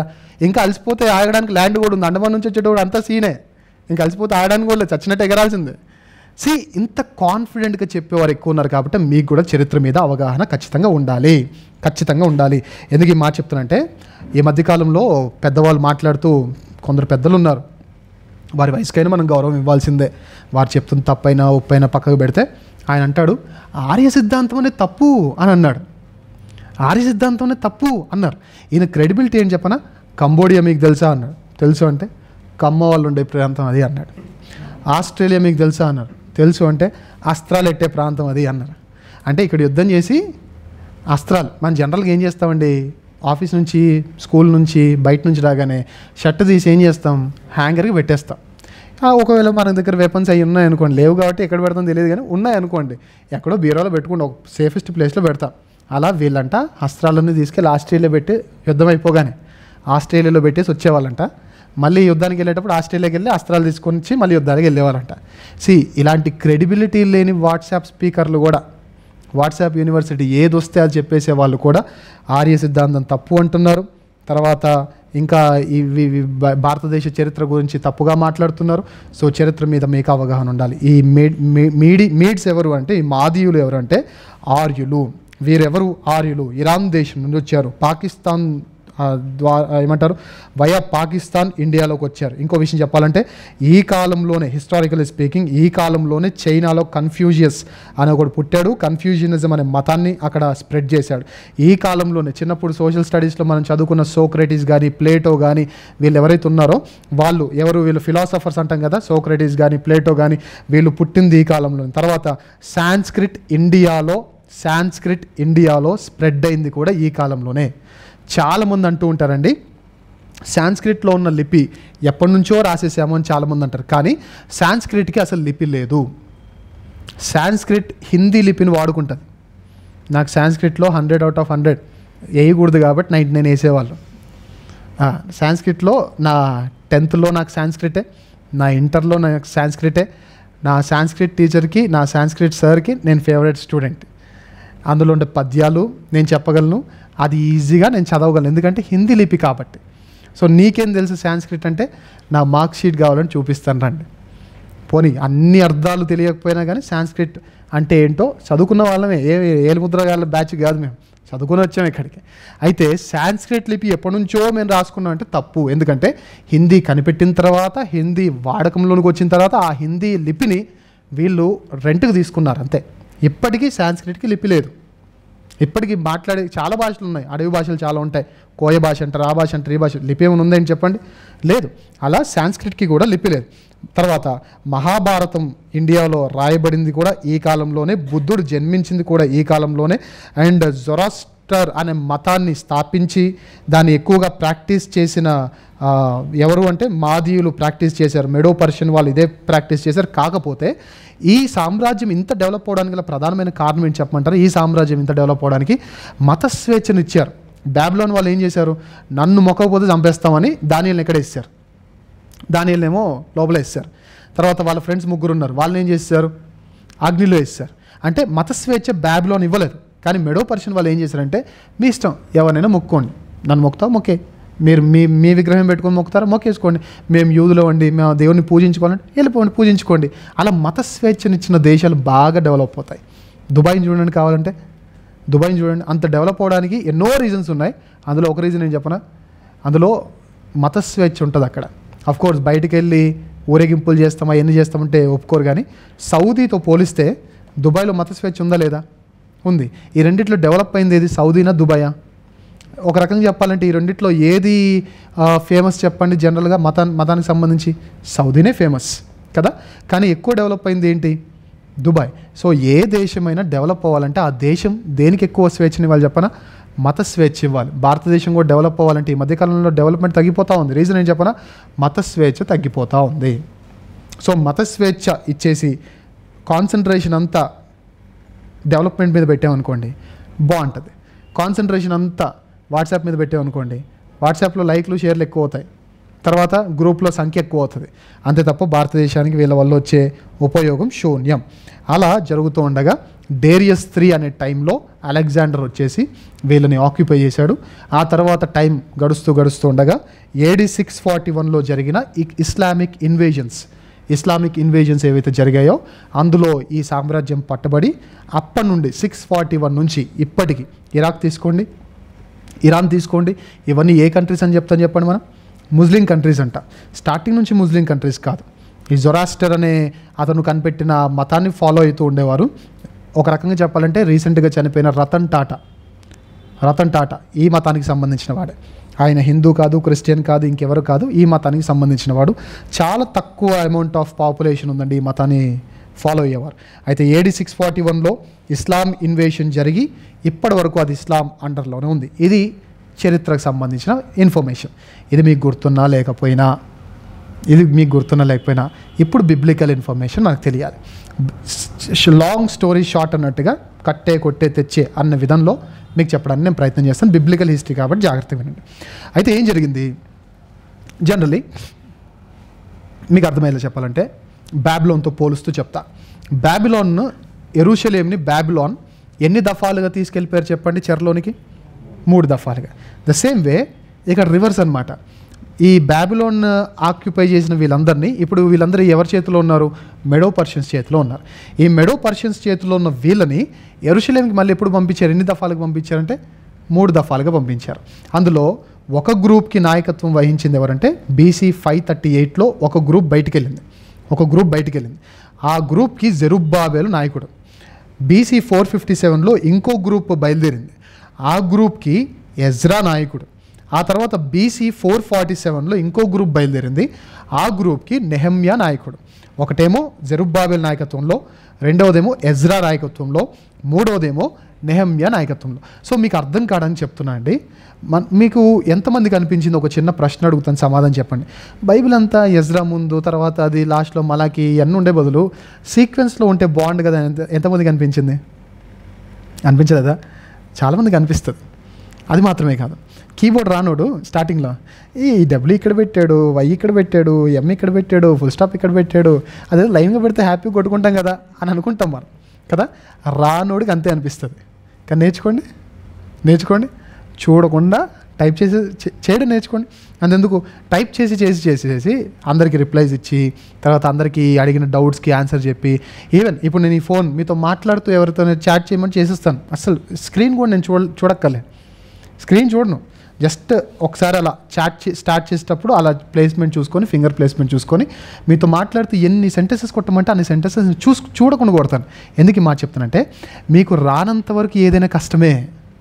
సీక్వెన్స్ ఉంటే బాగుండు కదా, లైన్ ఉంటే బాగుండు కదా, 1 2 3 వేస్తే బాగుండు కదా, దీని తర్వాత ఇదని ఏమంటారు అరటిపండు ఒలిచి చెప్పినట్టు ఉంటే బాగుండు కదా అని అనిపిస్తుంది. కానీ నేర్చుకోండి, చాలా ఈజీ అవుతుంది. ఎందుకు ఈ మాట చెప్తున్నాను? మనం ఈరోజు చూస్తున్న దానియేలు, ఎజ్రా ఇవన్నిటికీ చాలా కిలోమీటర్ల దూరం ఉంటుంది బైబిల్లో. కానీ వీటన్నిటినీ సీక్వెన్స్లో చెప్పబోతున్నాం కాబట్టి జాగ్రత్తగా వినండి. అయితే 3 దఫాలుగా, లాంగ్ స్టోరీ షార్ట్ అండి, జాగ్రత్తగా విందాం. బిబ్లికల్ హిస్టరీ 3 దఫాలుగా వచ్చేసారు. ఒకటేమో జెరుబ్బాబెల్ నాయకత్వము, రెండవదేమో ఎజ్రా నాయకత్వము, మూడవదేమో నెహమ్యా నాయకత్వం. అయితే అందరూ రాలేదు. ఆల్రెడీ 70 years వీళ్ళు బాబిలోన్లో ఉన్నారు కాబట్టి ఈ 70 yearsలో ఎవరు ఇల్లులు కట్టుకొని సెటిల్ అయిపోయారో, మేము రాంబాబు మీరు వెళ్ళిపోండి అని చెప్పేసి వెళ్ళిపోయారు, ఉండేవారు ఉండిపోయారు. అయితే 70 years తర్వాత దేవుడు కోరేష్ విషయంలో చెప్పిన ప్రవచనం నెరవేర్పు. ఆ బాబిలోన్లో ఉన్నవారు, మెడో పర్షియన్ కింగ్డమ్ కింద ఉన్నవారు ఒక్కొక్క దఫాగా వెళ్ళిపోయారు. ఈ దఫాల్లో ఏం జరిగింది? మొదటి బ్యాచ్ ఏం చేశారు, రెండో బ్యాచ్ ఏం చేశారు, మూడో బ్యాచ్ ఏం చేశారు, ఇదంతా మీకు తెలిసే ముందు ఒక చిన్న ఇన్ఫర్మేషన్ కూడా ఇస్తాను. జాగ్రత్తగా నోట్ చేసుకునేవారు నోట్ చేసుకోండి, ఇది చాలా ఇంపార్టెంట్, నోట్ చేసుకోండి. దానియేలు గ్రంథం 9వ అధ్యాయం 1వ వచనంలోను, తర్వాత ఎస్తేరు గ్రంథంలో మనకు అహష్వరేషు అని కనబడతారు. ఇద్దరు సేమ్ కాదు. తర్వాత ఎజ్రా గ్రంథము 4వ అధ్యాయం 7వ వచనంలో, తర్వాత నెహమ్యా గ్రంథంలో కూడా అర్తహషస్త కనబడతారు. వీళ్ళిద్దరు కూడా సేమ్ కాదు. మళ్ళీ చెప్తున్నా, దానియేలు గ్రంథం 9వ అధ్యాయంలో ఉన్న అహష్వరేషు, ఎస్తేరు గ్రంథంలో ఉన్న అహష్వరేషు సేమ్ కాదు. ఎజ్రా గ్రంథం 4వ అధ్యాయంలో ఉన్న అర్తహషస్త, నెహమ్యా గ్రంథంలో ఉన్న అర్తహషస్త సేమ్ కాదు. ఈ విషయాన్ని మీరు గుర్తుపెట్టుకోండి. అయితే ఇప్పుడు ఈ 3 దఫాల్లో ఏం జరిగిందో వినబోతున్నా, జాగ్రత్తగా విందాం. ఈ 3 దఫాల్లో జరిగింది ఫస్ట్ ఎవరి నాయకత్వంలో? సైరస్ ద గ్రేట్, కోరెషు నాయకత్వంలో దేవుడు చెప్పిన మాట మేబీ దానియేలే వెళ్ళి చెప్పుండొచ్చు. ఎందుకంటే దానియేలు ఆల్రెడీ అక్కడ టాప్ మోస్ట్ పొజిషన్లో ఉన్నాడు కాబట్టి మీరు రాకముందే దేవుడు మీ గురించి ఈ విధంగా మీ పేరును ప్రస్తావించి మీ గురించి ఇలా దేవుడు మా గ్రంథంలో రాయించారు. 70 years చెర ఉంటుందని కూడా రాయించారు. సో ఈ చెర అయిపోయింది, మీరు వచ్చారు, ఎప్పుడు పంపిస్తారు అని దానియేలే చెప్పుండొచ్చు. కానీ ఇన్ఫర్మేషన్ అయితే పాస్ అయింది. ఎవరు చెప్పారు తెలియదు, మేబీ పాసిబిలిటీ ఎవరికి ఉందంటే దానియేలు దగ్గర ఉంటాడు కాబట్టి దానియేలే చెప్పుండొచ్చు. అయితే ఇన్ఫర్మేషన్ అయితే పాస్ అయింది. ఎలా చెప్తున్నాం ఇన్ఫర్మేషన్ పాస్ అయిందని? ఎజ్రా గ్రంథం 1వ అధ్యాయం 1వ వచనం మీరు చదివితే అక్కడ ఒక ఆర్డర్ ఇస్తాడు, ఒక డిక్రీ ఇస్తాడు, సైరస్ డిక్రీ. ఇవన్నీ కేవలం కల్పిత కథలు కాదండి. సైరస్ సిలిండర్ అని ఒకటి ఉంటుంది. స్క్రీన్స్ ఉంటే నేను తర్వాత యూట్యూబ్లో అవన్నీ అప్లోడ్ చేసేటప్పుడు అవన్నీ నేను ఇంక్లూడ్ చేస్తాను. సైరస్ సిలిండర్ అని గూగుల్ ఇమేజెస్లో కొట్టండి. మనకు ఒక పర్షియన్ ఇన్స్క్రిప్షన్స్ వస్తాయి, పర్షియన్ లాంగ్వేజ్లో ఇన్స్క్రిప్షన్స్ వస్తాయి. ఆ ఇన్ఫర్మేషన్ అంతా, బిబ్లికల్ ఇన్ఫర్మేషన్ అంతా తప్పు కాదని సైరస్ సిలిండర్ మీద ఆల్రెడీ ఆ ఇన్స్క్రిప్షన్స్ అన్ని మనకు నేటికి సజీవ సాక్ష్యాలుగా కనబడుతున్నాయి. అయితే ఏం జరిగింది?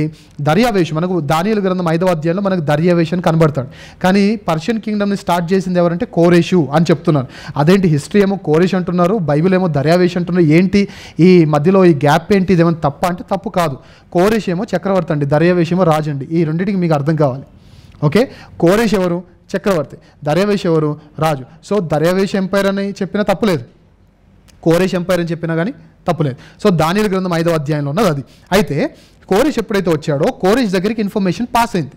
పాస్ అయిన తర్వాత అది మేబీ దానియేలే ఆ ఇన్ఫర్మేషన్ ఇచ్చి ఉండొచ్చు. ఎజ్రా గ్రంథం 1వ అధ్యాయం నుండి 2 వచనాలు చూస్తే నా దేవుడు నా ద్వారా కట్టిస్తానన్న మందిరం ఏదవుతుంది, సో ఎవరైతే ఇంట్రెస్టెడ్ పీపుల్ ఉన్నారో వాళ్ళందరూ వెళ్ళిపోండి అని ఒక డిగ్రీ పాస్ చేస్తాడు. ఏది మొదటి దఫాలో జరుగుతుంది.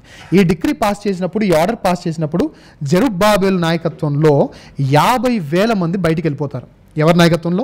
జెరుబ్బాబెల్ నాయకత్వంలో 50,000 మంది బయటికి వెళ్ళిపోయి BC 538లో జెరుబ్బాబెల్ నాయకత్వంలో బయటకు వచ్చేస్తారు. ఏది? 50,000 మంది బయటకు వచ్చేస్తారు. BC 536లో మందిర పునాది అంతా కంప్లీట్ అవుతుంది, అంటే 2 సంవత్సరాలు. ఆ తర్వాత మందిర నిర్మాణం జరుగుతుంటే BC 534లో మందిర నిర్మాణాన్ని ఆపేస్తారు. ఎందుకు ఆపేస్తారు?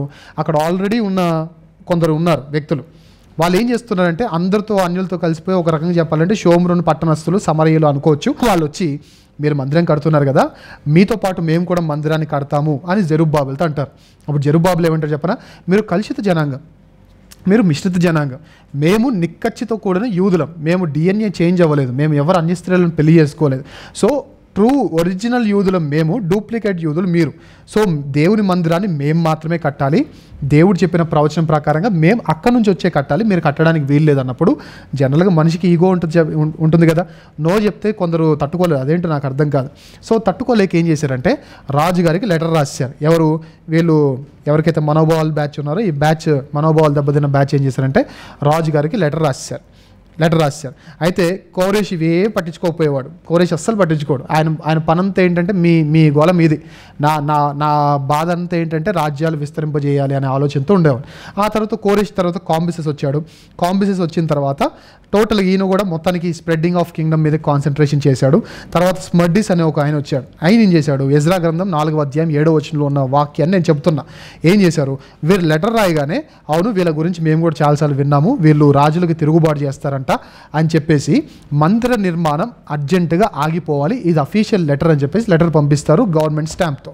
ఈ స్టాంప్తో అక్కడ జరగాల్సిన నిర్మాణం ఆగిపోతుంది. రాజులందరూ మారిపోతున్నారు, మందిరం నిర్మాణం ఆగిపోయింది. 16 సంవత్సరాలు అంటే 534లో ఆగిపోయిన మందిరం తర్వాత 16 సంవత్సరాలు మొత్తానికి మందిర పని అంతా ఆగిపోయింది. దర్యావేష్ టైంలో కూడా మందిర పని అంతా ఆగిపోయింది. అప్పుడు ఈ టైంలో మందిర పని ఆగిపోయినప్పుడు హగ్గయి గ్రంథాన్ని, దేవుడు హగ్గయి ప్రవక్తను, జకరియా ప్రవక్తను పంపిస్తారు. ఈ హగ్గయి అనే ఆయన వృద్ధుడు. ఈయన వచ్చి ఏం చేస్తాడంటే దేవుని ఆలయం పాడై ఉండగా మీరు మీ ఇల్లుల్లో కట్టుకొని మీరు సుఖంగా సరంబి వేసిన గదుల్లో ఆ గృహాల్లో మీరు ఉంటారా? ఇది ఏమాత్రం న్యాయం కాదు. అసలు మీరు అక్కడి నుంచి వచ్చింది దేనికి? మీ ఇల్లులు కట్టుకోవడానికా? లేదు, దేవుని మందిరం పని చేయాల్సిందే అని చెప్పినప్పుడు మళ్ళీ ఏం చేస్తారనుకున్నారు? దర్యావేషుకి లెటర్ రాస్తారు. అయ్యా మేము ఇలా వచ్చాము, కావాలంటే మీరు చూడండి, మీ తండ్రులు మీ పితరుల్లో కోరేష్ ఇచ్చిన ఆజ్ఞను బట్టి వచ్చాము, మేము ఏది కూడా రాజద్రోహం కోసం మేము రాలేదు అని చెప్పినప్పుడు దర్యావేషు టైం తీసుకొని నిజమా కాదా అని మొత్తం రాజ్యపు ఏమంటారు దస్తావేజులన్నీ చూసుకున్నప్పుడు కోరేషు రాసిన డిక్రీ ఏదైతే ఉందో అది దొరుకుతుంది దర్యావేష్కి. అది దొరికినప్పుడు ఇంతవరకు ఆపిన పనిని బట్టి సారీ అని చెప్పి, సారీ అంటే ఇక దాన్ని తీర్మానం తీసుకొని దాన్ని క్లోజ్ చేస్తూ, ఆ డిక్రీని క్లోజ్ చేస్తూ కొత్త రాజ్యాంగాన్ని ఇచ్చేస్తాడు. ఏమని? మీకు ఇంక ఏ ఆటంకం ఉండదు, కావాల్సినవి కూడా మీరే అధికారులను అడిగి తీసుకోండి అని చెప్పేసి, వాళ్ళు మందిరం పని పూర్తి చేసుకోండి అని చెప్పేసి దర్యావేషు నాయకత్వంలో ఆ ఆర్డర్ అనేది పాస్ అవుతుంది. అది రాగానే అందరూ మందిరాన్ని కడతారు. 516లో మందిరం పూర్తయిపోద్ది. సో ఫస్ట్ కట్టిన మందిరాన్నేమో సాల్మన్ టెంపుల్ అంటారు, సెకండ్ కట్టిన మందిరాన్నేమో జెరుబ్బాబెల్ టెంపుల్ అని అంటారు. ఒక రకంగా చెప్పాలంటే యేసుప్రభు టైంలో ఉన్నది. ఒక రకంగా చెప్పాలని అని ఎందుకంటున్నా అంటే మళ్ళీ దాని వెనుక కొంత చరిత్ర ఉంది, దాని గురించి తర్వాత మాట్లాడుకుందాం ఎప్పుడైనా. ఒక రకంగా చెప్పాలంటే యేసుక్రీస్తు ప్రభుల టైంలో ఉన్నది ఏంటి అంటే జెరుబ్బాబెల్ కట్టిన టెంపుల్. ఓకే, ఎప్పటివరకైతే ఇది పెట్టుకోండి. అయితే 538లో వీళ్ళు వచ్చారు, 536లో ఏమో మందిర పునాది అయిపోయింది, 534లో ఏమో మొత్తానికి ఆగిపోయింది. అయితే 516లో మందిరం టోటల్గా పూర్తయిపోయింది. దీన్ని జెరుబ్బాబెల్ మందిరం అన్నాం. ఇది మొదటి దఫాలో జరిగింది. అయితే మందిరం అయితే పూర్తయింది, కానీ మరి మందిరంలో ఏమంటారు ప్రార్థనలు, ఈ బలులు ఇవన్నీ అర్పించాలి కదా. అవి అర్పించాలంటే జెరుబ్బాబెల్ సిమెంట్ పట్టుకున్నాడు ప్రార్థనలు నేర్పిస్తారు. ప్రార్థన రాదని కాదు, నా ఉద్దేశం అది కాదు. ఈయన వచ్చిన పని వేరు, ఈయన పని క్లోజ్ అయిపోయింది, పూర్తయిపోయింది. అయితే ఇప్పుడు ఏం జరుగుతుందో చూద్దామా. ఒక్కసారి ఈ వచనాన్ని ఓపెన్ చేయండి. ఇప్పుడు ఏం జరుగుతుంది రెండవ దఫాలో. ఎజ్రా గ్రంథం 7వ అధ్యాయం మొదటి వచనం చూద్దాం. ఎజ్రా గ్రంథము ఓపెన్ చేయండి, 7వ అధ్యాయం. లాంగ్ స్టోరీ షార్ట్, చాలా షార్ట్గా చెప్పేస్తున్నాను. ఎజ్రా గ్రంథం 7వ అధ్యాయం మొదటి వచనం చూద్దాం. ఈ సంగతులు జరిగిన పిమ్మట అన్నాడు. ఏ సంగతులు జరిగిన తర్వాత 6వ అధ్యాయము 7వ అధ్యాయానికి ఎంత మహా అంటే 5 నిమిషాల గ్యాప్ ఉంది కదా. కానీ 6వ అధ్యాయానికి ఎజ్రా గ్రంథం 6వ అధ్యాయానికి ఎజ్రా గ్రంథం 7వ అధ్యాయానికి బిబ్లికల్ ఇన్ఫర్మేషన్ నోట్ చేసుకోండి. ఎజ్రా గ్రంథం 6వ అధ్యాయానికి ఎజ్రా గ్రంథం 7వ అధ్యాయానికి మధ్య 60 సంవత్సరాల గ్యాప్ ఉంది. సో ఈ సంగతులు జరిగిన పిమ్మట అంటే 60 సంవత్సరాలు జరిగిన పిమ్మట అని రచయిత ఉద్దేశం. ఏది లాస్ట్లో 6వ అధ్యాయం చివరిలో ఉన్న ఆ వచనం జరిగిన పిమ్మట కాదు. ఓకే, అందుకే చెప్తున్నాను, బైబిల్ని ఎలా చదవాలో అలా చదివితేనే బైబిల్ బ్యూటీ ఏంటో మనకు అర్థమవుతుంది, అందులో ఉన్న సారం ఏంటో మనకు అర్థమవుతుంది. సో మీకు ఇంకా అర్థం కావాలంటే ఎజ్రా గ్రంథం 1వ అధ్యాయం నుండి ఎజ్రా గ్రంథం 7వ అధ్యాయం వరకు 80 సంవత్సరాల చరిత్ర. అందులో ఎజ్రా గ్రంథం 1వ అధ్యాయం నుండి 6వ అధ్యాయం వరకు 20 సంవత్సరాల చరిత్ర అయిపోయింది. ఏమైపోయింది? బీసీ 538లో ఫస్ట్ జర్నీ జెరుబ్బాబెల్ నాయకత్వంలో వచ్చేసారు. బీసీ 536లో మందిర పునాది జరిగింది. బీసీ 534లో కట్టడానికి అంతరాయం జరిగింది. బీసీ 521లో దర్యావేషు రాజయ్యాడు. బీసీ 520లో దేవాలయం పునఃప్రారంభమైంది. ఆ బీసీ 516లో 4 years టైం తీసుకొని దేవాలయాన్ని పూర్తి చేసేసారు. సో 1 to 6 ఏమో 20 years చరిత్ర కనబడుతుంది, కానీ 6 నుంచి 7 వరకు జరిగిందేంటి? ఇంకా 60 years చరిత్ర ఉంది. ఈ ఎజ్రా ఏం నోట్ డౌన్ చేస్తున్నాడు? ఈ సంగతులు జరిగిన పిమ్మట అన్నాడు. ఏ సంగతులు అంటే ఏదో 60 yearsలో జరిగింది. ఏం జరిగింది అంటే ఎస్తేరు గ్రంథ చరిత్ర జరిగింది. ఎజ్రా గ్రంథం 6వ అధ్యాయం నుండి ఎజ్రా గ్రంథం 7వ అధ్యాయం మధ్యలో జరిగిన చరిత్ర ఏంటంటే ఎస్తేరు గ్రంథ చరిత్ర. మీకు ఇంకా అర్థం కావాలంటే ఆదికాండం 11వ అధ్యాయము బాబేలు గోపురం తర్వాత ఆదికాండం 11వ అధ్యాయంలో అబ్రహాము కనబడడం కంటే ముందు ఈ రెండింటి మధ్యలో ఏం జరిగింది అని అంటే యోబు గ్రంథ చరిత్ర జరిగింది. సో వెంటనే అన్ని బైబిల్లో రాసినట్టుగా లైన్గా లేదు, బైబిల్ లైన్గా రాయలేదు. క్రోనాలజీ మనం పాటించాలి. మనకు అర్థం కావాలంటే చరిత్ర మీద మనకు అవగాహన ఉండాలి. సో ఈ 20 years అయితే మనకు జరిగింది, ఏం జరిగింది తెలిసింది. కానీ 60 years ఏం జరిగింది అంటే నెంబర్ 1, ఇప్పుడు మనం ఈ 60 yearsలో జరిగింది ఏంటి? ఎస్తేరు గ్రంథం జరిగింది. ఏం జరిగింది?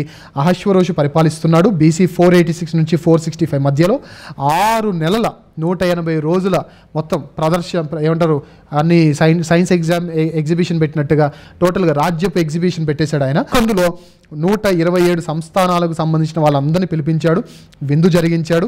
ఆ విందులో వష్టి యొక్క అందాన్ని అందరికీ చూపించాలనుకున్నప్పుడు ఆవిడ మరి ఎందుకు అలిగిందో మరి మనకు తెలియదు. ఆ మహాతల్లి అలిగింది, రాను అనింది. ఆ తర్వాత వష్టి ప్లేస్లో ఎస్తేరుని దేవుడు పంపించాడు. హామాను చేతిలో నుండి ఎస్తేరు తన వాళ్ళని కాపాడుకోవడానికి దేవుని ప్రణాళిక ఎస్తేరు విషయంలో రాజుగారి కోటలోనికి వెళ్ళిపోయింది. ఆ తర్వాత అహష్వరేషు చనిపోయాడు. అహష్వరేషు చనిపోయిన తర్వాత అర్థహశస్త రాజయ్యాడు. ఈ 60 సంవత్సరాలు జరిగిన హిస్టరీ ఏంటంటే అహష్వరేషు చనిపోయిన తర్వాత అర్థహశస్త రాజయ్యాడు. ఈ అర్థహశస్త ఎవరనుకున్నారు? వష్టి యొక్క కుమారుడు. ఎస్తేరుకి పిల్లలు లేరని చరిత్ర చెప్తుంది. ఎస్తేరుకు పిల్లలు లేరు అని బైబిల్ పండితుల అభిప్రాయం. సో వష్టి యొక్క కుమారుడైన అర్థహశస్త రాజు అయిపోయాడు 464 నుండి 423 బీసీలో. ఇప్పుడు ఈ అర్థహశస్త రాజుగా ఉండగా ఈ 60 yearsలో ఏం జరిగిందంటే అక్కడ రానిపోయింది, రాని ప్లేస్లో కొత్త రాణి వచ్చేసింది, రాజు పోయాడు, రాజు ప్లేస్లో చెప్పండి కొత్త రాజు కూడా వచ్చేసాడు. ఇదంతా జరగడానికి 60 years అవ్వగా ఈ అర్థహశస్త ఏలుబడి చేస్తున్న టైంలో ఎజ్రా గ్రంథంలో చెప్తున్న మాట ఈ సంగతులు జరిగిన పిమ్మట అని సింపుల్, లాంగ్ స్టోరీ షార్ట్, సింపుల్గా చెప్పాడు. ఇందులో ఒక రాణి మారిపోయింది, రాజు మారిపోయాడు, చనిపోయారు, వాళ్ళు చనిపోవడం కూడా జరిగిపోయింది. సో ఈ కాలంలో ఎజ్రా వచ్చాడు. బీసీ 457లో ఎజ్రా నాయకత్వంలో వచ్చారు. అయితే ఎజ్రా ఎందుకు వచ్చాడు? ఎజ్రాతో పాటు 1500 మంది ఆ సామ్రాజ్యం నుండి యెరూషలేముకి వచ్చారు. జెరుబ్బాబెల్ నాయకత్వంలో 50,000 మంది. 50,000 మంది ఎందుకు ఎక్కువ వచ్చారు? జెరుబ్బాబెల్కి ఫ్యాన్స్ ఎక్కువనా?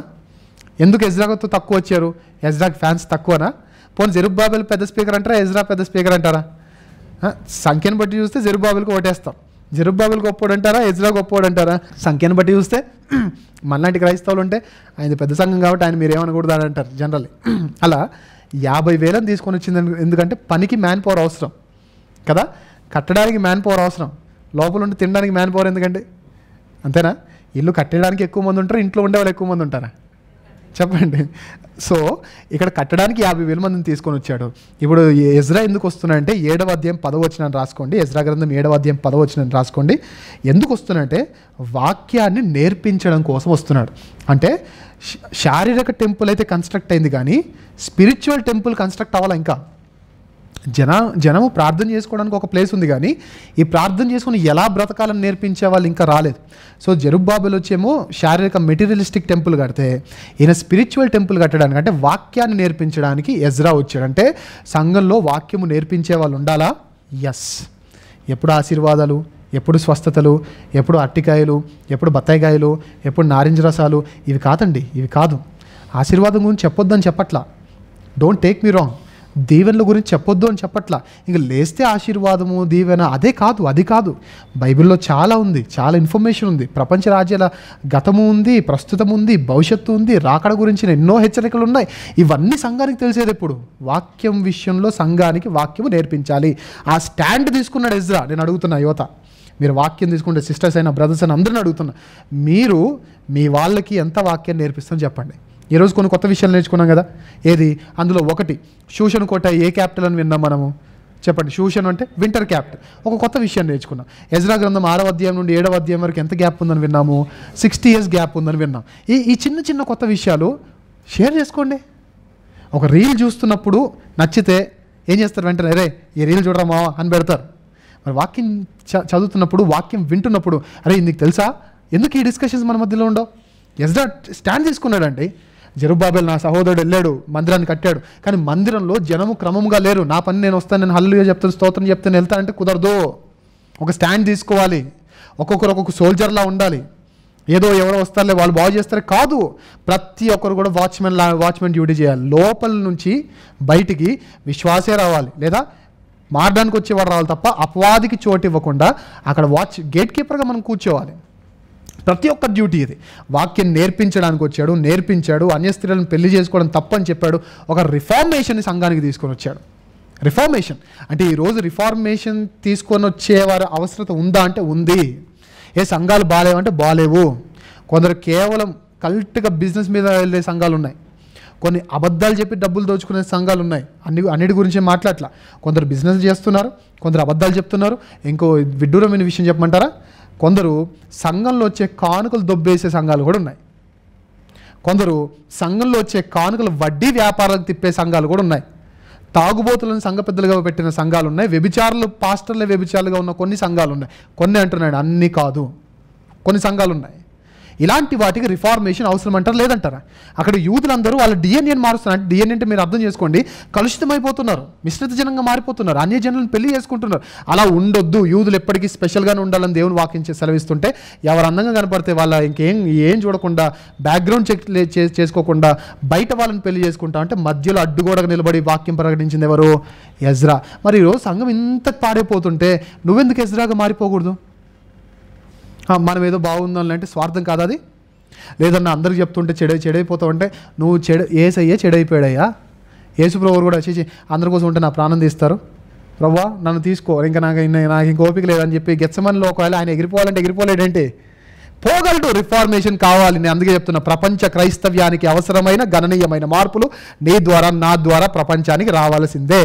ద లార్డ్స్ హోలీ చర్చ్ తీసుకున్న మేజర్ స్టాండ్ అని చెప్పన, ప్రపంచ క్రైస్తవ్యానికి అవసరమైన, ముఖ్యంగా తెలుగు క్రైస్తవ్యంతో ప్రారంభిస్తే లేటర్ ఆన్ హిందీ, తర్వాత ఇంగ్లీష్, ఈ క్రైస్తవ్యానికి కూడా కావలసిన బలమైన గణనీయమైన మార్పులు మన సంఘం ద్వారా వస్తాయి. రాసి పెట్టుకోండి ఈ మాట. దేవుడు ఒక 10 సంవత్సరాల ఆయుష్ నాకు ఇస్తే ఖచ్చితంగా ఈ చర్చ్ ద్వారా వచ్చే మార్పులు మీరు కళ్ళారా చూస్తారు, ఖచ్చితంగా చూస్తారు. ఎందుకు అంటే రిఫార్మేషన్ అవసరం. ఆ రిఫార్మిస్ట్గా ఎవరున్నారు? ఎజ్రా ఉన్నాడు. టెంపుల్ ఉంది కదా, టెంపుల్కి వచ్చిపోతే సరిపోదు అంటే సరిపోదు, ఖచ్చితంగా సరిపోదు. టెంపుల్లో లేదా చర్చిలో రిఫార్మిస్టులుగా ఉండాలి. ఎజ్రా లాంటి స్టాండ్ మీరు తీసుకోండి, వాక్యాన్ని నేర్పించండి. ఈ ఎజ్రా అయిపోయిన తర్వాత 13 సంవత్సరాల తర్వాత వచ్చిన వ్యక్తే ఎవరు అంటే నెహమ్యా. ఇది 3వ దఫా. మొదటి దఫాలో ఏం జరిగింది, మందిరం కన్స్ట్రక్షన్ అయిపోయింది, మధ్యలో చిన్న లొల్లేసరికి 16 సంవత్సరాల గ్యాప్ వచ్చింది. ఈ గ్యాప్లో ఏమయ్యారు, మందిరం కట్టుకోవడానికి అయితే ఆటంకాలు ఉన్నాయి కానీ వీళ్ళు మాత్రం చెప్పండి హ్యాపీగా కట్టేసుకుంటున్నారు. వీటికైతే ఆటంకాలు లేవు, భయపడట్లేదు. అంటే స్పిరిచువల్ స్టాండర్డ్స్ ఏమో లో అయిపోతున్నాయి, వీళ్ళ స్టాండర్డ్స్ ఏమో పెరుగుతున్నాయి. కానీ పౌలు గారు అన్నారు, ఏమన్నారు, మా ఆంతర్య పురుషుడు దినదినము కృషించిపోతున్నాను. చెప్పండి, మా బాహ్య పురుషుడు దినదినము కృషించిపోతున్నాను, ఆంతర్య పురుషుడు దినదినము ఏం చేయబడుతున్నాడు, అప్డేట్ అవుతున్నాడు అని చెప్తే మనం మాత్రం దినదినం వైట్ అవుతాం. చూడండి స్పీకర్స్ చూడండి, ఒకప్పుడు చిన్న హెయిర్ ఉంటుంది, ఇప్పుడు పెద్ద హెయిర్ వచ్చేసి, ఒక నల్లగా ఉంటాడు ఇప్పుడు తెల్లగా అయిపోతాడు. ఎక్కడి నుంచి మారిపోతున్నా నాకు ఇప్పటికి అర్థం కావట్లేదు. మేము కలర్ను మేము సేవకు వచ్చి కలర్ పోగొట్టుకున్నాం. మేము ఒకప్పుడు చాలా ఫేర్గా ఉండేవాడు, నా కలర్ వేరే ఉండేది, సేవలో తిరిగి నల్లగా అయ్యాను నేను. అదేంటి నాకు అర్థం కాదు, నల్లోడు సేవకు వచ్చి తెల్లగా ఎట్లా అవుతున్నాడు నాకు ఇప్పటికి. ఈ మెడికల్ మిరాకిల్ అంటే నాకు ఇప్పటికి తెలియదు. పోనీ ప్రభువా నన్ను తెల్లగా చేయని ఉపవాసం ఉంటాడు నాకు తెలియదు, లేదా ఏం చేస్తాను నాకు తెలియదు, అసలు ఏంటి మిరకల్స్ ఏంటో నాకు తెలియదు. కానీ సేవకు వచ్చి కరిగిపోయే సేవకుల సంఖ్య తగ్గుతుంది, కరిగిస్తూ వీళ్ళు పెరిగే సేవ చాలా చాలా చాలా ఎక్కువ అవుతుంది. ఈ టైంలో గమనించండి, జెరుబ్బాబేలు నాయకత్వంలో వచ్చిన వారి మనస్తత్వం మనకు ఉండకూడదు. ఎజ్రా నాయకత్వంలో వచ్చిన వీరి మనస్తత్వం, సంఘానికి వాక్యం నేర్పించాలి. ఈ బైబిల్ స్టడీస్ దేనికి అనుకుంటున్నారు, సంఘానికి ఏం తెలియజేయాలి, వాక్యం. చర్చ్లో చెప్పొచ్చు కదంటే, చర్చ్లో ఆదివారం ఆరాధనకి అందరూ ఒకే మెంటాలిటీతో రారు. హిస్టరీ అంతా నేను బైబిల్ స్టడీలో చెప్పడానికి రీజన్ ఏంటంటే, ఆదివారం ఆరాధనకు ఒక్కొక్కరు ఒక్కొక్క మెంటాలిటీతో వస్తారు. కానీ బైబిల్ స్టడీ అని ముందే చెప్పామనుకోండి, మీరు అందరు దేనికోసం వచ్చే చెప్పండి, ఒకే మెంటాలిటీగా. ఆ మెంటాలిటీ ఉన్నోడు వస్తాడు, రానోడు లేనోడు అయ్యి మనకి సెట్ అవ్వలే బై అనుకుంటే వెళ్ళిపోతాడు. సో ఇప్పుడు మిమ్మల్ని డీల్ చేయడం ఈజీ. కానీ కొందరు కష్టాలతో వస్తారు ఆదివారం ఆరాధనకి, కొందరు ఓదార్పు కోసం వస్తారు, కొందరు నెమ్మది కోసం వచ్చినప్పుడు నెబుకద్నెజర్ గురించి నీకు తెలుసా అన్నప్పుడు నెమ్మది ఎదిగేవాడికి నెబుకద్నెజర్తో పనేంటి కదా. సో చర్చిలో ఇవన్నీ నేను చెప్పను, బైబిల్ స్టడీ పెట్టి ఇలా చెప్పడానికి రీజన్ ఇది. వాక్యం అయితే సంఘానికి నేర్పిస్తానే ఉండాలి. లాస్ట్ వీకే చెప్పాను, మన సంఘము రానున్న రోజుల్లో నా విజన్ అండి, 100 సంఘాలు మనం స్థాపించాలి. 100 సంఘాలలో 70 సంఘాలు పల్లెటూర్లలో 70 సంఘాలు పల్లెటూర్లలో స్థాపించాలి. 30 సంఘాలు టౌన్స్ అండ్ సిటీస్. ఆ టౌన్స్ అండ్ సిటీస్ అంటే నాకు తెలియదు, ఆ పల్లెటూర్లో ఏంటో కూడా నాకు తెలియదు. దేవుడు ఎక్కడ నడిపించి ఎక్కడ ప్రేరేపణిస్తే అక్కడే, ఎక్కడ వాక్యం తక్కువ ఉంటే అక్కడే. ఈ టౌన్స్ అండ్ సిటీస్ విషయానికి వచ్చేసరికి సంఘాలు ఎక్కువ అవుతున్నాయి కానీ వాక్య ప్రవాహం తక్కువ అవుతున్న ప్రతి టౌన్ మీద, ప్రతి సిటీ మీద మన నిఘా ఒకటి ఉంటుంది. ఖచ్చితంగా అందులో కూడా మనం ప్రవేశిస్తాం. ఈ 100 సంఘాలకు 100 స్పీకర్లను మనం పెడతాం, వాళ్ళు కూడా 100 పాస్టర్లను మనం పెడతాం. డిజిటల్ సంఘాలు ఉండవు, స్క్రీన్ల సంఘాలు ఉండవు, 100 పాస్టర్లు ఉంటారు. వాళ్ళకి ట్రైనింగ్ మనం ఇస్తాం, వాళ్ళకి అన్నీ నేర్పిస్తాం. అన్యులు ఏ విధంగా ప్రశ్నిస్తే ఏ విధంగా సమాధానాలు చెప్పాలి నేర్పిస్తాం. ఇదంతా జరిగిన తర్వాత వారానికి సంబంధించి ఆ వారం గ్రౌండ్ రిపోర్ట్ అంతా, అకౌంటబిలిటీ కూడా నేర్పించి వాళ్ళకి సంఘాన్ని అప్పగిస్తాం. ఎందుకు, సంఘానికి వాక్యం తెలియాలంటే ఫస్ట్ మనం ఏం చేయాలి, వచ్చి ఈలలేసి గంతులేసి వెళ్ళిపోతే ఏమి అవదు, వాక్యం నేర్చుకోవాలి. ఇది 2వ దఫా. ఇక 5 నిమిషాల చరిత్ర నేను చెప్పి నేను ముగిస్తాను. 3వ దఫాలో ఏం జరిగిందంటే, నెహమ్యా ఉన్నాడు, మనందరికీ తెలుసు. కోటలో రాజుకి ఏం చేస్తున్నాడు, గిన్నె అందించే డ్యూటీలో ఉన్నాడు. ఒక విషయం తెలుసా, నెహమ్యా అసలు ఆ స్థాయికి ఎందుకు వెళ్ళగలిగాడు? నెహమ్యా అసలు రాజకోటలో గిన్నె అందించే అంత స్థాయి బయట వాడికి ఇస్తారా? బయట వారికి ఇవ్వరు. ఇప్పుడు ఐగుప్తులో పానదాయకుల అధిపతి ఐగుప్తియుడా లేదా బయటోడా, యోసేఫ్ ఫ్రెండా? మ్యాక్సిమం బాగా తెలిసిన వాళ్ళని పెట్టుకుంటారు. కానీ వీరు తెలిసిన వాళ్ళ నెహమ్యా ఏమైనా తెలిసినవాడు అంటే దాసునిగా వచ్చినవాడు, చెరలోనికి వచ్చినవాడు. మరి ఎలా వచ్చింది అంటే, బిబ్లికల్ హిస్టరీ కాకుండా, బైబిల్లో ఉన్న హిస్టరీ కాకుండా చాలామంది బైబిల్ స్కాలర్స్ చెప్పిన హిస్టారికల్ ఎవిడెన్సెస్తో పాటు వాళ్ళు చెప్పిన మాట ఏంటంటే, ఎస్తేరు బ్రతికుండగా ఎస్తేరు బ్రతికుండగా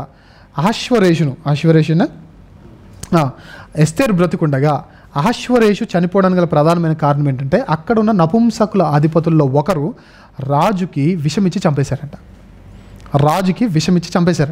అలా విషమిచ్చి చంపేసినప్పుడు ఏ రాజుకు కూడా ఇలా అవ్వకూడదు. ఎందుకంటే రాజు పడిపోయాడంటే రాజకీయాలన్నీ మారిపోతాయి, రాజకీయ సమీకరణలన్నీ మారిపోతాయి. ఇప్పుడున్న పెద్ద పెద్ద స్థాయిల్లో రాజకీయం ఇప్పుడు లీడ్ చేస్తున్న లేదా లీడర్స్గా ఉంటున్న లేదా మంచి హోదాలో ఉంటున్న, నాయకత్వపు హోదాలో ఉంటున్న లేదా అడ్మినిస్ట్రేటివ్ బాధ్యతలో ఉంటున్న ఏ రాజకీయ నాయకుడు చనిపోయిన ఏమైపోతుంది చెప్పండి?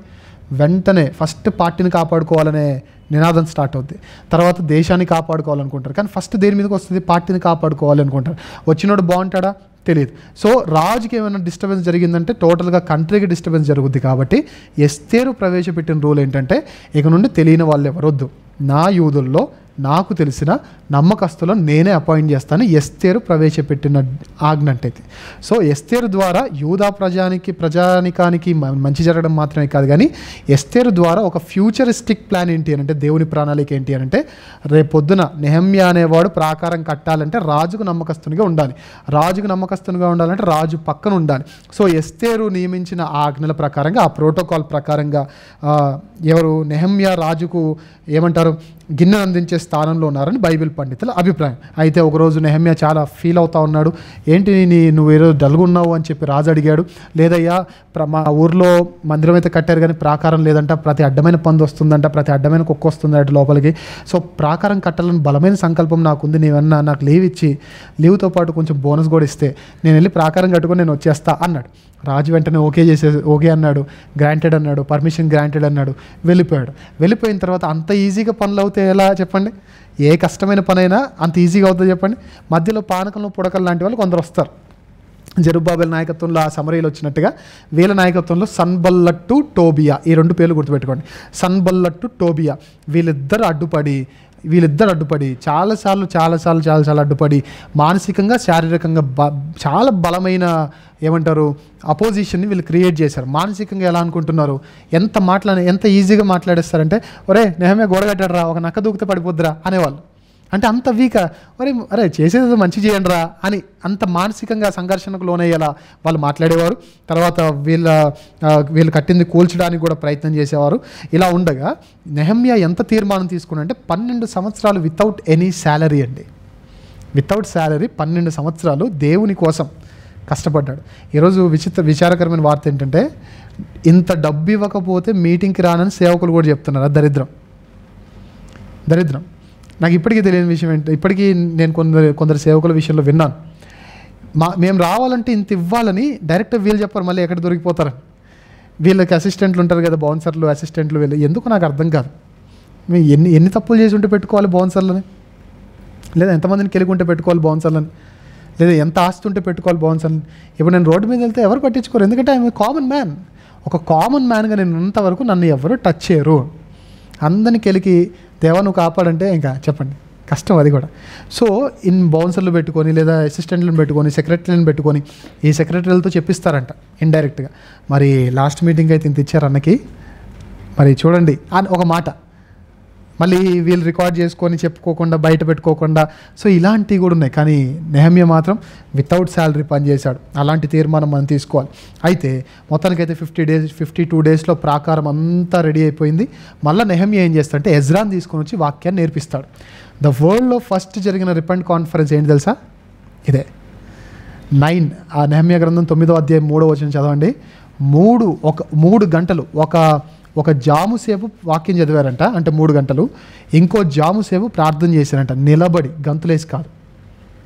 రిపెంట్ కాన్ఫరెన్స్లో నిలబడి ప్రార్థన చేశారు, నిలబడి తర్వాత వాక్యాన్ని చదివారట. సో నిలబడి మనం చేయాలి తప్ప గంతులు వేసుకుంటూ ఏలలేస్తూ కాపరి స్టేజ్ ఎక్కుతున్నప్పుడు ఆయన కూడా ఇలా వైఎస్ఆర్ అనుకుంటాడు, చంద్రబాబు నాయుడు అనుకుంటారో తెలియదు, కానీ ఇలా అనుకుంటూ హ్యాపీగా వాళ్ళు జోష్లో ఇలా చేస్తూ ఉన్నారు. సో నేను ఒకటే కోరుతున్నాను, అల్లరితో కూడిన ఆకతాయిలను దయచేసి సంఘం నుంచి బ్యాన్ చేసేయాలి ఎవరైనా సరే. అయితే నెహమ్యా వచ్చి ఎజ్రాని పిలిపించి అంత వాక్యం చెప్పించేస్తారు. మళ్ళీ దేని గురించి ఎక్కువ కాన్సన్ట్రేషన్ చెప్పనా? అన్య స్త్రీలతో వివాహం గురించి దేవుడు మాట్లాడుతూ ఉంటాడు. ఎందుకు అన్య స్త్రీలతో వివాహం గురించి మాట్లాడతారు? రెఫరెన్సెస్ రాసుకోండి. నెహమ్యా గ్రంథం 13వ అధ్యాయం 4వ వచనము, నెహమ్యా గ్రంథము 13వ అధ్యాయము 4వ వచనము, అదే నెహమ్యా గ్రంథము 13వ అధ్యాయము 28వ వచనాన్ని కూడా రాసుకోండి. ఇక్కడ అన్య స్త్రీలతో పెళ్లి చేసింది ఎవరు చెప్పనా? యాజకులు కూడా అన్య స్త్రీలతో పెళ్లి చేస్తారు. యాజకులు కూడా పాపం చేస్తే జనరల్గా ఉన్న వాళ్ళకి ఏమైపోద్ది చెప్పండి? ఒక లీనియన్స్ అయిపోద్ది, అరే పెద్దోడే చేశాడంటే మనం చేయొచ్చు కదా అని. సేవకుడు తాగాడు అనుకోండి, ఉన్న విశ్వాసకి ఏమైపోద్ది? అన్నే తాగాడంటే మనం కూడా తాగొచ్చు అని ఒక చిన్న ఇండైరెక్ట్ మెసేజ్ వెళ్ళిపోద్ది. అందుకే దేవుడు అంటాడు, న్యాయమైన సేవకులనే ఫాలో అవ్వండి. యూట్యూబ్లో ఎవరికి ఎక్కువ ఉన్నాయో అవి కాదు, లేదా ఫాలోయింగ్ ఎవరికి ఎక్కువ ఉందో అది కాదు అని చెప్తాడు. ఎందుకు ఈ మాట చెప్తున్నా అంటే ఈ 2 వచనాలు ఎందుకు రాసుకోమని చెప్పానంటే 28వ వచనం చదువుదాం. ప్రధాన యాజకుడును ఎల్యాషీబు కుమారుడు అయిన యోయాదా కుమారులో ఒకడును హోరేనీయుడైన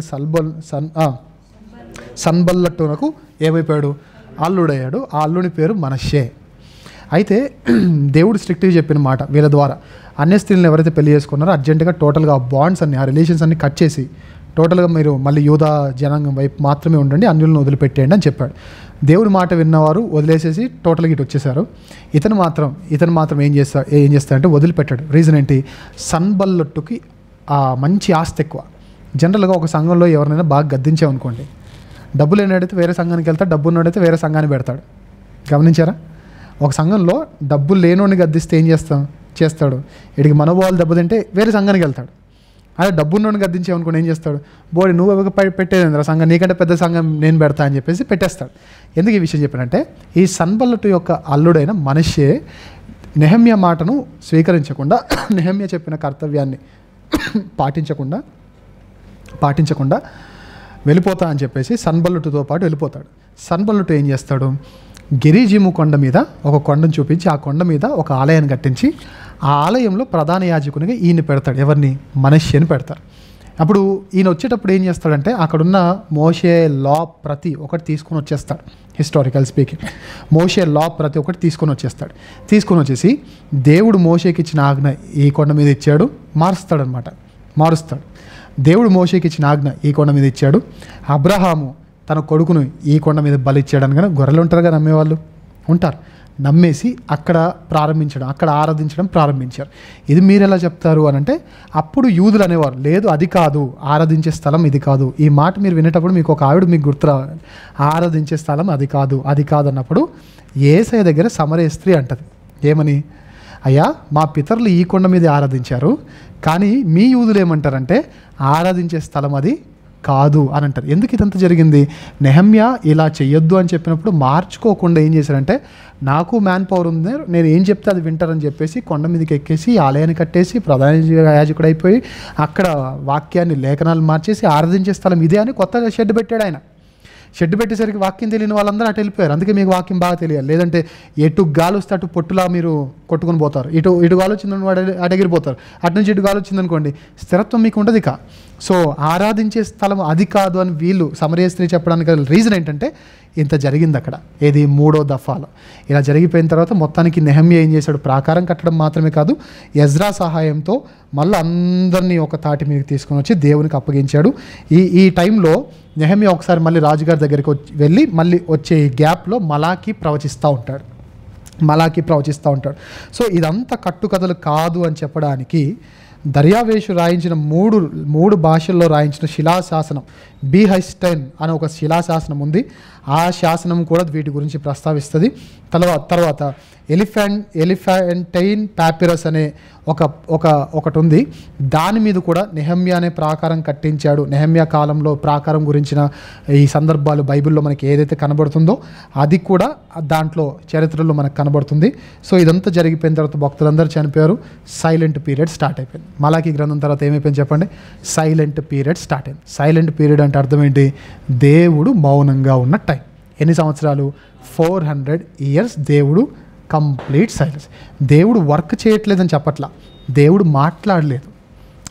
సైలెంట్ పీరియడ్ అంటే లిజర్ పీరియడ్ కాదు, అంటే దేవుడు మాట్లాడలేదు, వర్క్ చేస్తూనే ఉన్నాడు. దేవుడు వర్క్ చేయకపోతే సృష్టి తిరగదు, దేవుడు వర్క్ చేయకపోతే ఏమీ జరగదు.